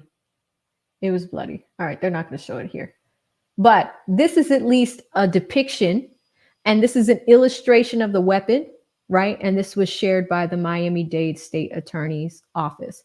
To answer your question, there were fingerprints extracted from that, but you can also use science, right?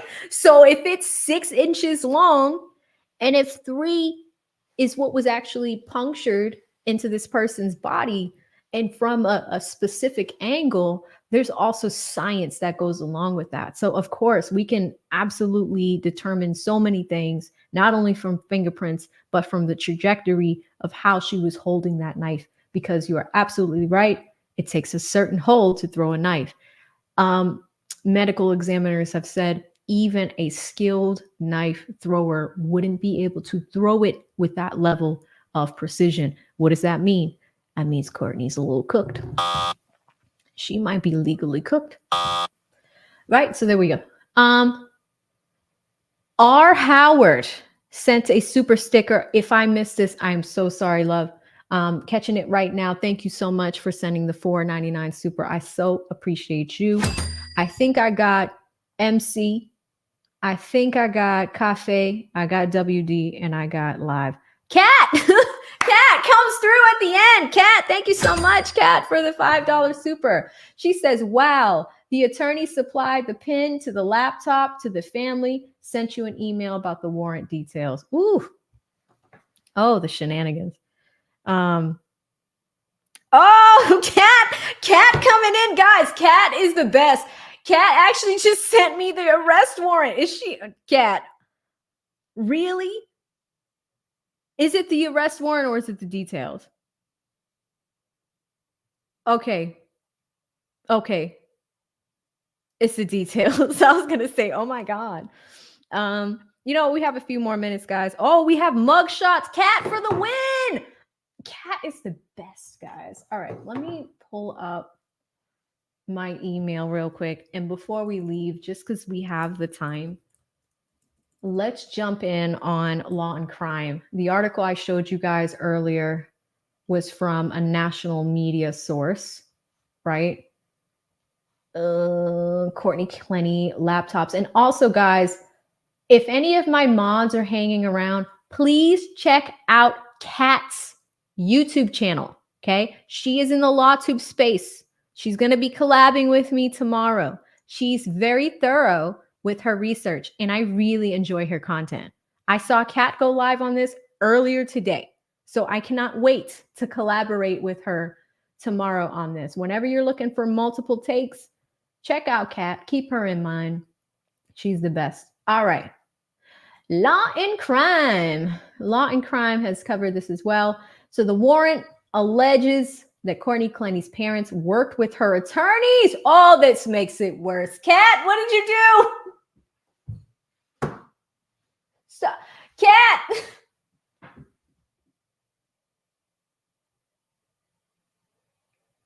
She worked with the defense attorneys to get the laptop.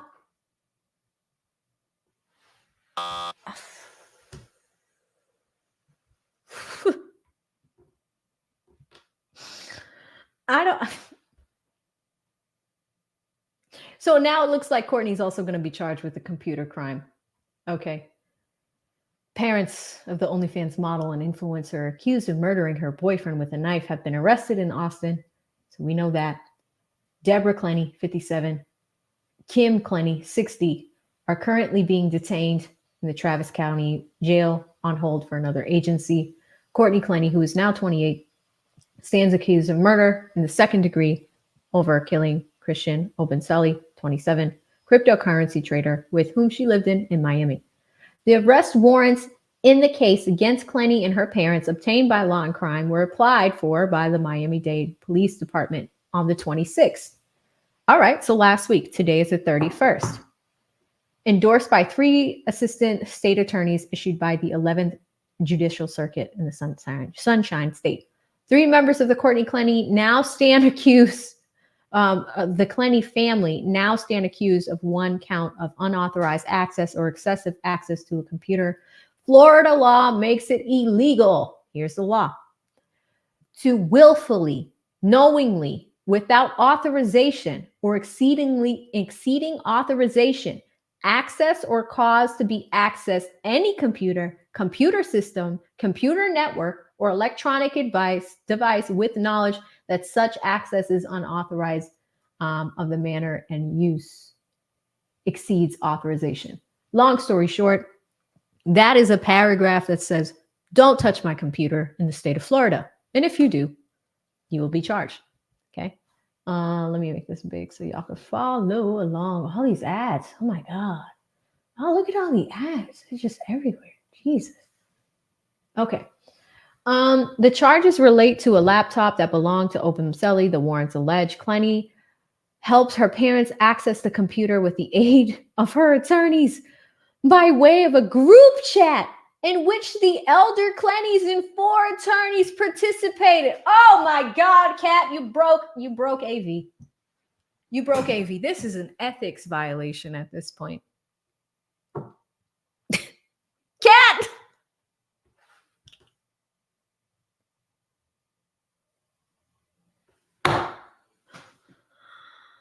So not only did Courtney Clenney's parents, oh my God, not only did Courtney Clenney's parents go and take Christian Openselli's laptop,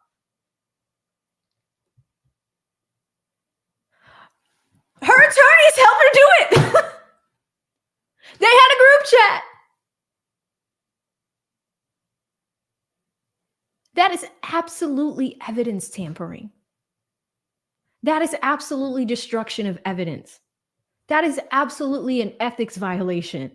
These attorneys could be disbarred for something like that. You know, in law school, I hated this damn test.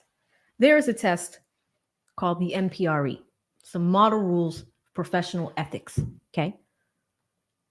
In order to pass any bar exam in any jurisdiction, the other test that you need to take, aside from this excruciating pain of taking a 2 to 3 day test that includes everything you learned in the past 3 years, you also need to take an ethics exam because they want to make sure that attorneys are ethical, meaning that we don't screw our clients over, we don't screw money over, we're not unfair to past clients versus present clients, and we also don't help them commit crimes. Kat broke me, guys. I mean, oh my God, it gets worse. How does it get any worse than this? How? I don't understand. What is wrong with these people? Jeez, here we go. The group chat contains 4,200 messages spanning the period between September 22, when the laptop was first discussed, and May 2023, but leaves approximately 4 months of messages unaccounted for due to unknown reasons. This is it. These people in 4 months, there's always something that happens with 4 months. 4 months to get the girl arrested. Now 4 months of unaccounted text messages.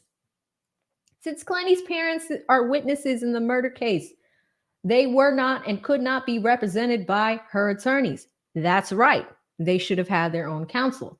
Accordingly, there is no attorney-client privilege contained within the messages. Do you guys know what that means? So come in. So you watching, dear viewer, you're my client. I don't know. Maybe you like robbed a store or something and we're going to court, right? When you say, hey, AV, I want to retain you, we then form an attorney-client relationship. But when I give you a pen and you sign an agreement saying that we have an attorney-client relationship, there's also some things where we can look at attorney-client privilege. Even if you decide, you're like, hey, you're inexperienced, you just got out of law school, I'm going to go find somebody else. I cannot go out there and start airing out your business. Whatever you said to me has to still remain confidential. What Law and Crime just said to us is that because Courtney's parents are not on trial, They are corresponding with her attorneys, right? But Law and Crime is saying there's no attorney-client relationship between Courtney's parents and the attorneys. But if both of these people, or this, like, it's probably 4 of them, if these people are now working together to commit a crime, does it even matter if there's an attorney-client relationship or not? They're out here literally, I'm just gonna say it, guys. So many people would not be able to get away with this ever. So many people. I don't even care what color you are. So many people would not be able to get away with this. Not lawyers, not parents. If they have a kid on trial for murder or second-degree murder, this makes it worse. Cat breaks me on these streams. Oh my God. Vahala, how you doing? He's entered the chat. What in the hell did I just read? Let's go back because I'm broken. I mean, I can't, you cannot make this up. You really cannot make this up. Additionally, because the conversations were sought or obtained to enable or aid the commission of a crime, there is no attorney-client privilege to the conversation. Look at the mugshots. The Clenneys are all in, parents and daughter. And this is like old school mugshots. You prison uniforms, black and white. They didn't even give you guys orange. You didn't even get light blue. This is black and white mugshots, like, or black and white attire in these mugshots. Miami law enforcement alleges that the group chat shows Clenney's father asking attorneys for passwords to Christian's laptop. The laptop pin ideas so we can try them. Oh, Clenney's lead attorney, Frank Pareto, allegedly responds, yes, Sabrina and I have a list of potential passwords we will provide. I have a couple that I can forward to you tomorrow.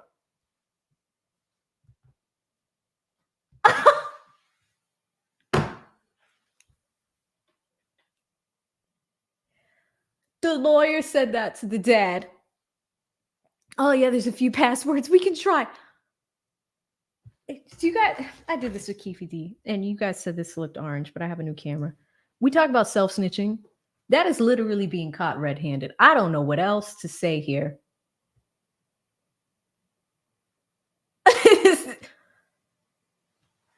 I just, what in the hell? I can't. Later in September, Clenney's father requested any pins or passwords he can try before he saw her in the group chat. In response to the third question, attorney Puglisi, this is the woman, replies, she didn't have anything for me. The warrants identify Pareto as individual 1 and Puglisi as individual 2. So now the lawyers are being bought in. Oh my God. The individual 1, apparently in response to subjects to multiple inquiries for passwords, then began sending several back-to-back messages in the group chats. Individual 1 sent 6 messages with possible passwords. Eventually, the participants in the group chat learned from Courtney's father that the PIN is actually a 4-digit number and the letters are not able to be entered. Kim Clenney allegedly asked Puglisi to ask his daughter for options. So they went to the jail to visit this girl. And you guys know, like, jail phone calls are recorded. But when you are with your attorney, those discussions may not be recorded. And that attorney was going in, allegedly, according to this article, according to the warrant, these attorneys were walking in there and asking her for possible passwords so they can open up the goddamn laptop and destroy evidence. Oh my God. On September 30th, 2022, Courtney Clenney's father allegedly sent the following message to the group chat that read, "Hell yeah, that pin worked."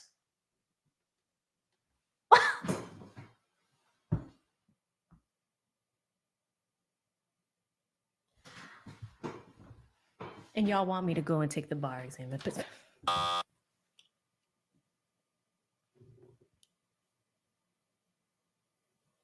You have you have a young black man that died. Your daughter threw a freaking knife at him.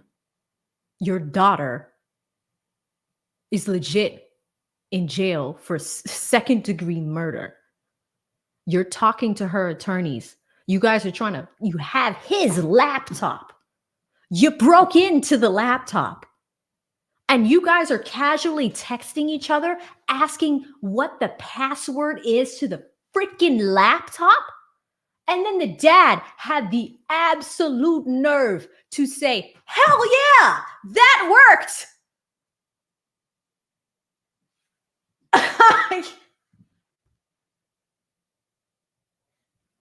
Thane, thank you.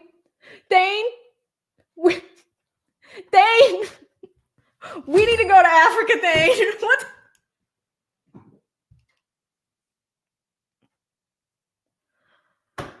Firstly, Thane, thank you so much for the distraction because I was literally about to just lose my mind here on this stream.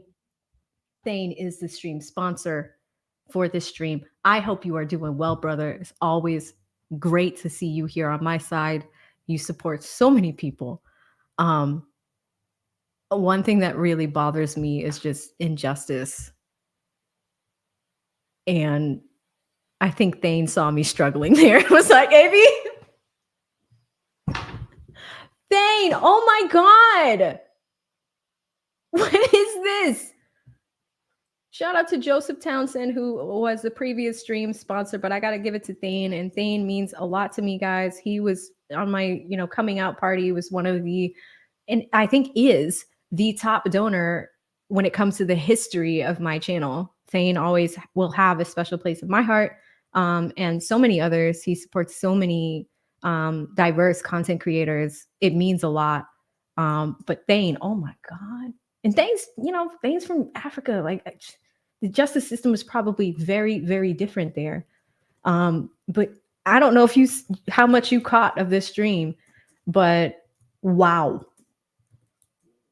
I mean, I don't know what else to say, guys. I'm just also offended because, when you spend all this time in school, like they drill it in your head. Don't do shady stuff with clients. Don't do shady stuff. Protect your law license. Protect yourself. No client is worth it. And you have to tell them, even if they ask you, I don't know, like if I'm dealing with a mobster as a client, I'm not going to break the law with you.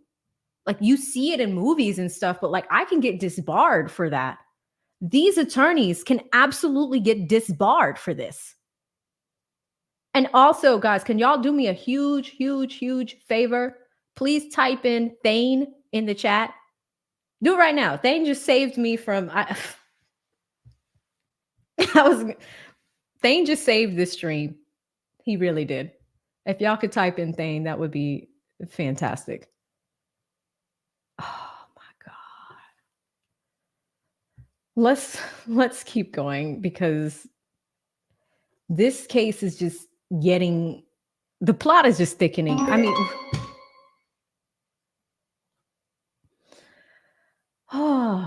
let's keep going. Thane, stop it. He says, "I watched." Keep cooking. Thane, thank you so much. This is incredibly generous. Guys, Thane is sponsoring this whole thing. He is at $400. That is incredibly generous. Thane, thank you. Thank you. I mean, it's keeping me, where's the fan? It's keeping me focused again. Okay, I will keep reading the article. This is so offensive to me, guys. Zane, oof. I hope lawyers in Africa don't do this, because if this is what we got to go to school for. If you haven't typed Thane already, do it again. Do it right now. If you didn't do it the first time, do it right now. Thank you. Thank you, thank you, thank you. But okay, Thane's giving me the strength to get back into this. So let me get back into this. Okay. Hell yeah, that pin worked. Kim Prato allegedly replied, "Hold off on going through the computer, please. I don't want to turn you into a witness just yet if you find something useful. But that is great news and makes this easy."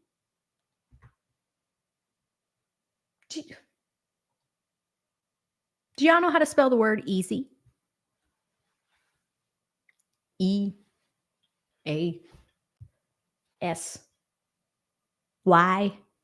right? This attorney spelled the word easy. E-A-S-I-E.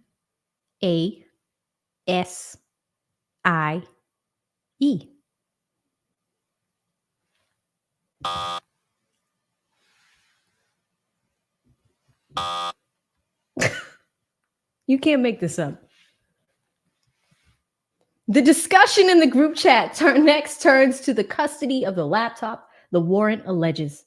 During this discussion, Puglisi allegedly tells Clenney's father, "We don't want you accessing files because the state attorneys could request their own independent analysis of the hard drive and accuse you of creating or modifying files.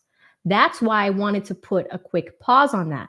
Obviously, I know you would not do that, but we want to maintain that credibility." Here, when he says that to him, the attorney is now trying to cover his butt. First of all, you guys gave a non-party, you just said there was no attorney-client privilege. You gave a non-party the actual device. That was evidence. And even if it's in your custodial custody, you should not, by any means necessary, be giving it to a non-party, whether it's the father, whether it's the mother, whoever it is.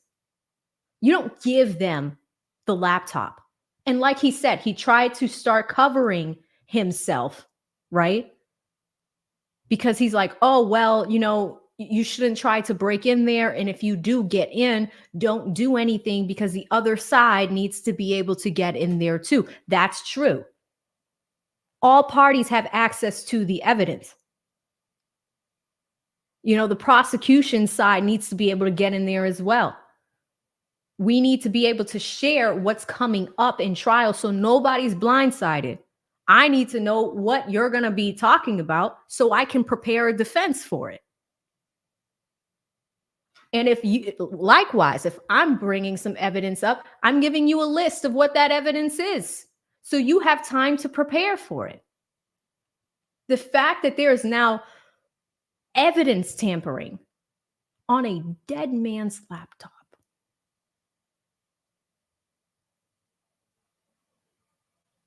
And you knew, this is the lawyer's trying to cover it.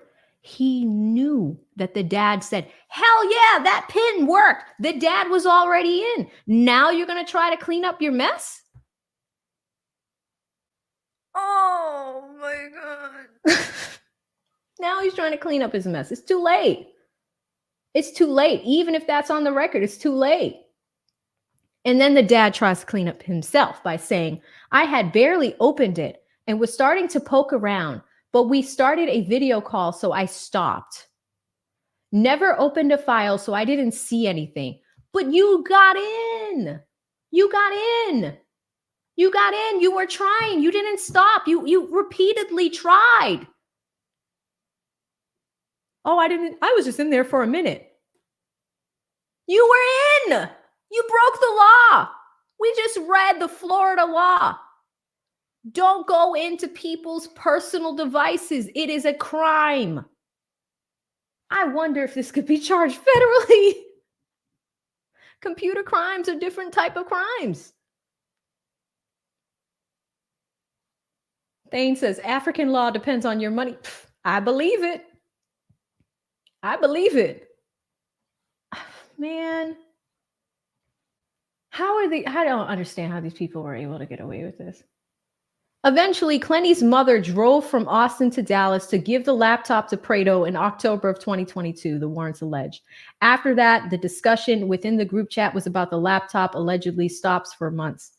The warrants say Prado allegedly gave the laptop to an IT consultant for unlawful access. I told y'all in July of 2023. I told you guys. I knew it. You either have to crack the code yourself or you have to give it to someone else to crack the code for you. Numbers, letters, passwords. You guys think about it. We each have like 30 million passwords ourselves. We forget them all the time. We have to reset for so many different things. We each do it at least like 4 times a day. So if you would have to hire someone to get it open. But what did this warrant say? Unlawful access. It's an IT consultant. But what are his credentials? Was he authorized? Was he registered? Is he a government actor? Is it something that everyone can see and use? Kat, this is so much worse than I thought it would be. Thane, I'm gonna need a new kitchen. I'm going to need a whole kitchen.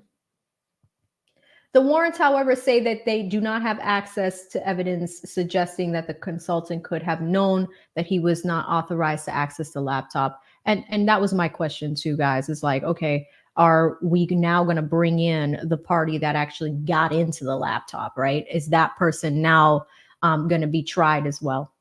Law and Crime reached out to Prado and Puglisi for comment on this story, but no response was immediately forthcoming. A statement by CBS News. Yes, that was the article I covered earlier. Attorneys for Clenney, the Clenney family rubbished the charges. I think I read you guys a statement earlier, so that's the same one.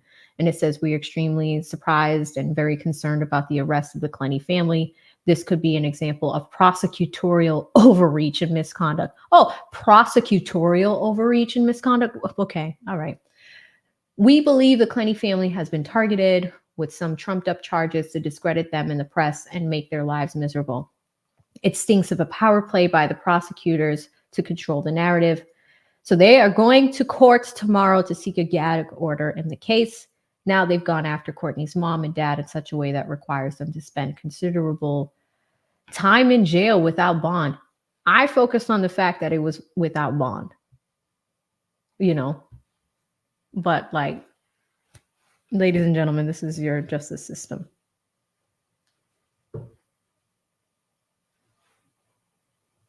We started this with, look at what happened to this guy, right? But all of the corruption and shenanigans that happened after the fact is just not okay. And as long as I'm here on this platform, I'm going to put a light on that, because this is what happens. This story, and I tell you guys all the time, I'm a communications professional by trade, went to law school part-time at night. I work for a pretty big firm, and I help people game plan how they're going to speak to media. Fox News is in my inbox this morning. Not for me, but for, my job. This media story got buried today. Few people covered it, but it was buried in the bottom of the pile. Shout out to Kat. I didn't even know it went this far. I showed you guys all the evidence that I've done independent research on. But it goes beyond the parents trying to hide the laptop or things that are on the laptop. This is actually their attorneys helping. Oh, wow. Thane, thank you again. Stream sponsor, extremely generous. We talked about African law. Listen, the law of the claw. I mean, with this one. McKinley's an attorney down in Texas. What is happening down in your state, girl? She says, it did here too for a while. Okay. Yeah, you guys are talking to each other. Kat says, that statement reads so differently now. Doesn't it? When you start with, oh, we're being attacked and this is unfair, to seeing them in the black and white jumpsuits, chain gang, you know, like it's very, very different. I'm just nosy/nosy. Yes, for one of the mods, if you guys can share Kat's channel. I think I saw somebody share it earlier. Please subscribe to Kat. She's going to be back here tomorrow with me, and we will be covering more on Jonathan Majors. That trial was untelevised, but we have the transcripts. So we're going to talk a little bit, and I'm very, very curious about the woman that Jonathan was running away from. I want to see what she had to say on the stand. Okay, that's going to be huge. Thane says, now if this was a black man offlining his girlfriend with that's Thane. This would not. She did not go to jail for 4 months. They didn't arrest her for 4 months. That's why this case is so outrageous. And that's why I'm sad that not a lot of people are talking about it.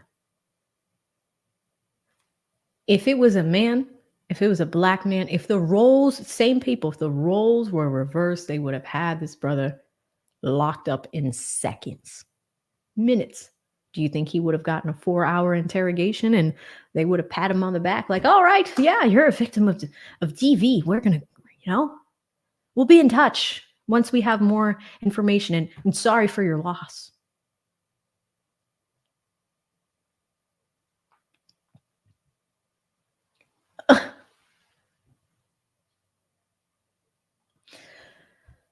I'm so sorry that this justice system is flawed, guys, but we're here to have open dialogue about it.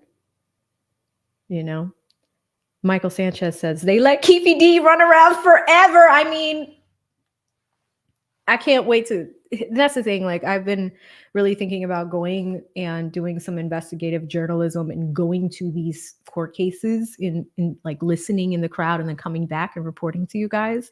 That seems to do really well. Like, Courtney Clenney is in Florida. It's right here. Like, I'd love to be a fly on the wall and just sit in that courtroom and see what happens. But even with Keefe D, I'd love to go and sit in that Nevada courtroom. But then you got defendants flying over bailiffs and hitting judges and squirrel flying. I don't know.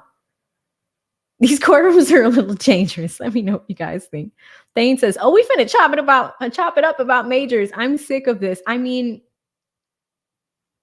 that's it. I don't want to cover the fluff, guys. I want to cover the real stuff.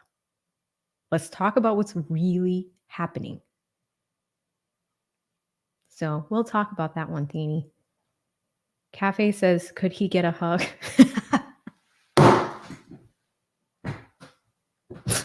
Cafe, you just took me out.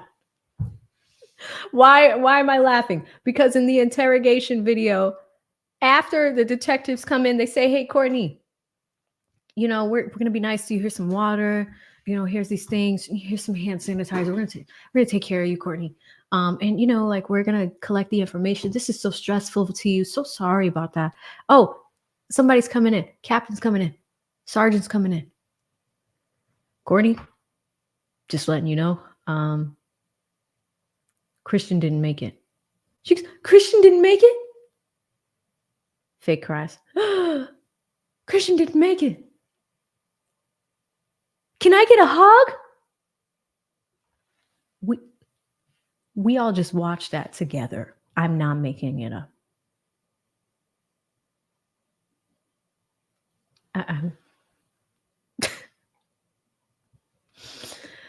It's important for us to talk about Jonathan Majors, guys, because his sentencing is next week. It's on February 6th. So Kat and I are doing this at a very timely moment. Patty, I love you too. Have a good night.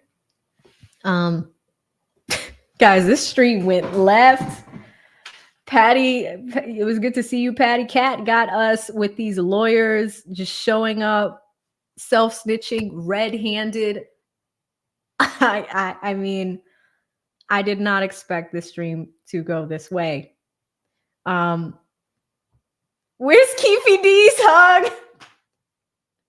And Krista, I saw your comment earlier. She says, I say no to the hug. Krista, I love you too. I'm glad you're new here and welcome. Where's Keefy D's hug? I want to thank so many people for showing up tonight. It is not my regular day. I told you I'd be here on Tuesdays and Thursdays and remain consistent. Shout out to 10 Plus Sounds. Got an editor on deck. Shout out to him for this awesome thumbnail. We have so much content coming for you. Tomorrow we will be back on a regularly scheduled day to cover the Jonathan Majors case. There's a lot of stuff coming in 2024 and we're so excited about it. But really quickly, I really want to give a special shout out to Thane Mithra for being the stream sponsor with a $400 contribution to today's stream. Triple X, almost missed it, but I'm here. It's this great breakdown as usual, AV. You look like a whole snack. Watch out now. I don't want to make any other attorneys mad, so I'm going to chill. All right, Triple, thank you for the super. I appreciate that. But I really just wanted to thank Thane for being here tonight, always supporting me from day one, very first live stream that I've had. He was probably one of the first people that I bought up as a guest. So Thane, thank you for still sticking with me a year and a half later. It means a lot that you're here. But I just want to thank so many of you guys. Joseph Townsend as well. You were stream sponsor for a little bit, Joey. Thank you. I will not delete this stream. I will not delete this stream.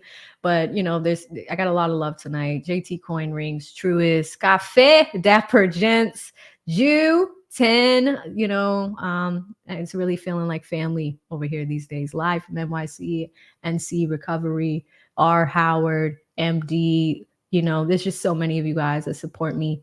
And shout out to Kat with this super here that kept me, and we checked that out. But if you guys can be back here tomorrow, that'd be fantastic. Shout out to Thane who says, love or hate someone, I want to know how you get $85 million as a judgment for allegations 30 years ago with zero evidence. Oof, we don't talk about it. We are going to talk about it. Anywho, I hope you guys have a fantastic night. Thank you so much for hanging out with me. For those that don't like all the fluff, we will be having shorter clips of this as well. So we will talk to you guys soon. Stay safe out there. No shenanigans. Don't get in trouble like these people. Don't do it. I'll see you in the next one. Bye. Stay safe out there.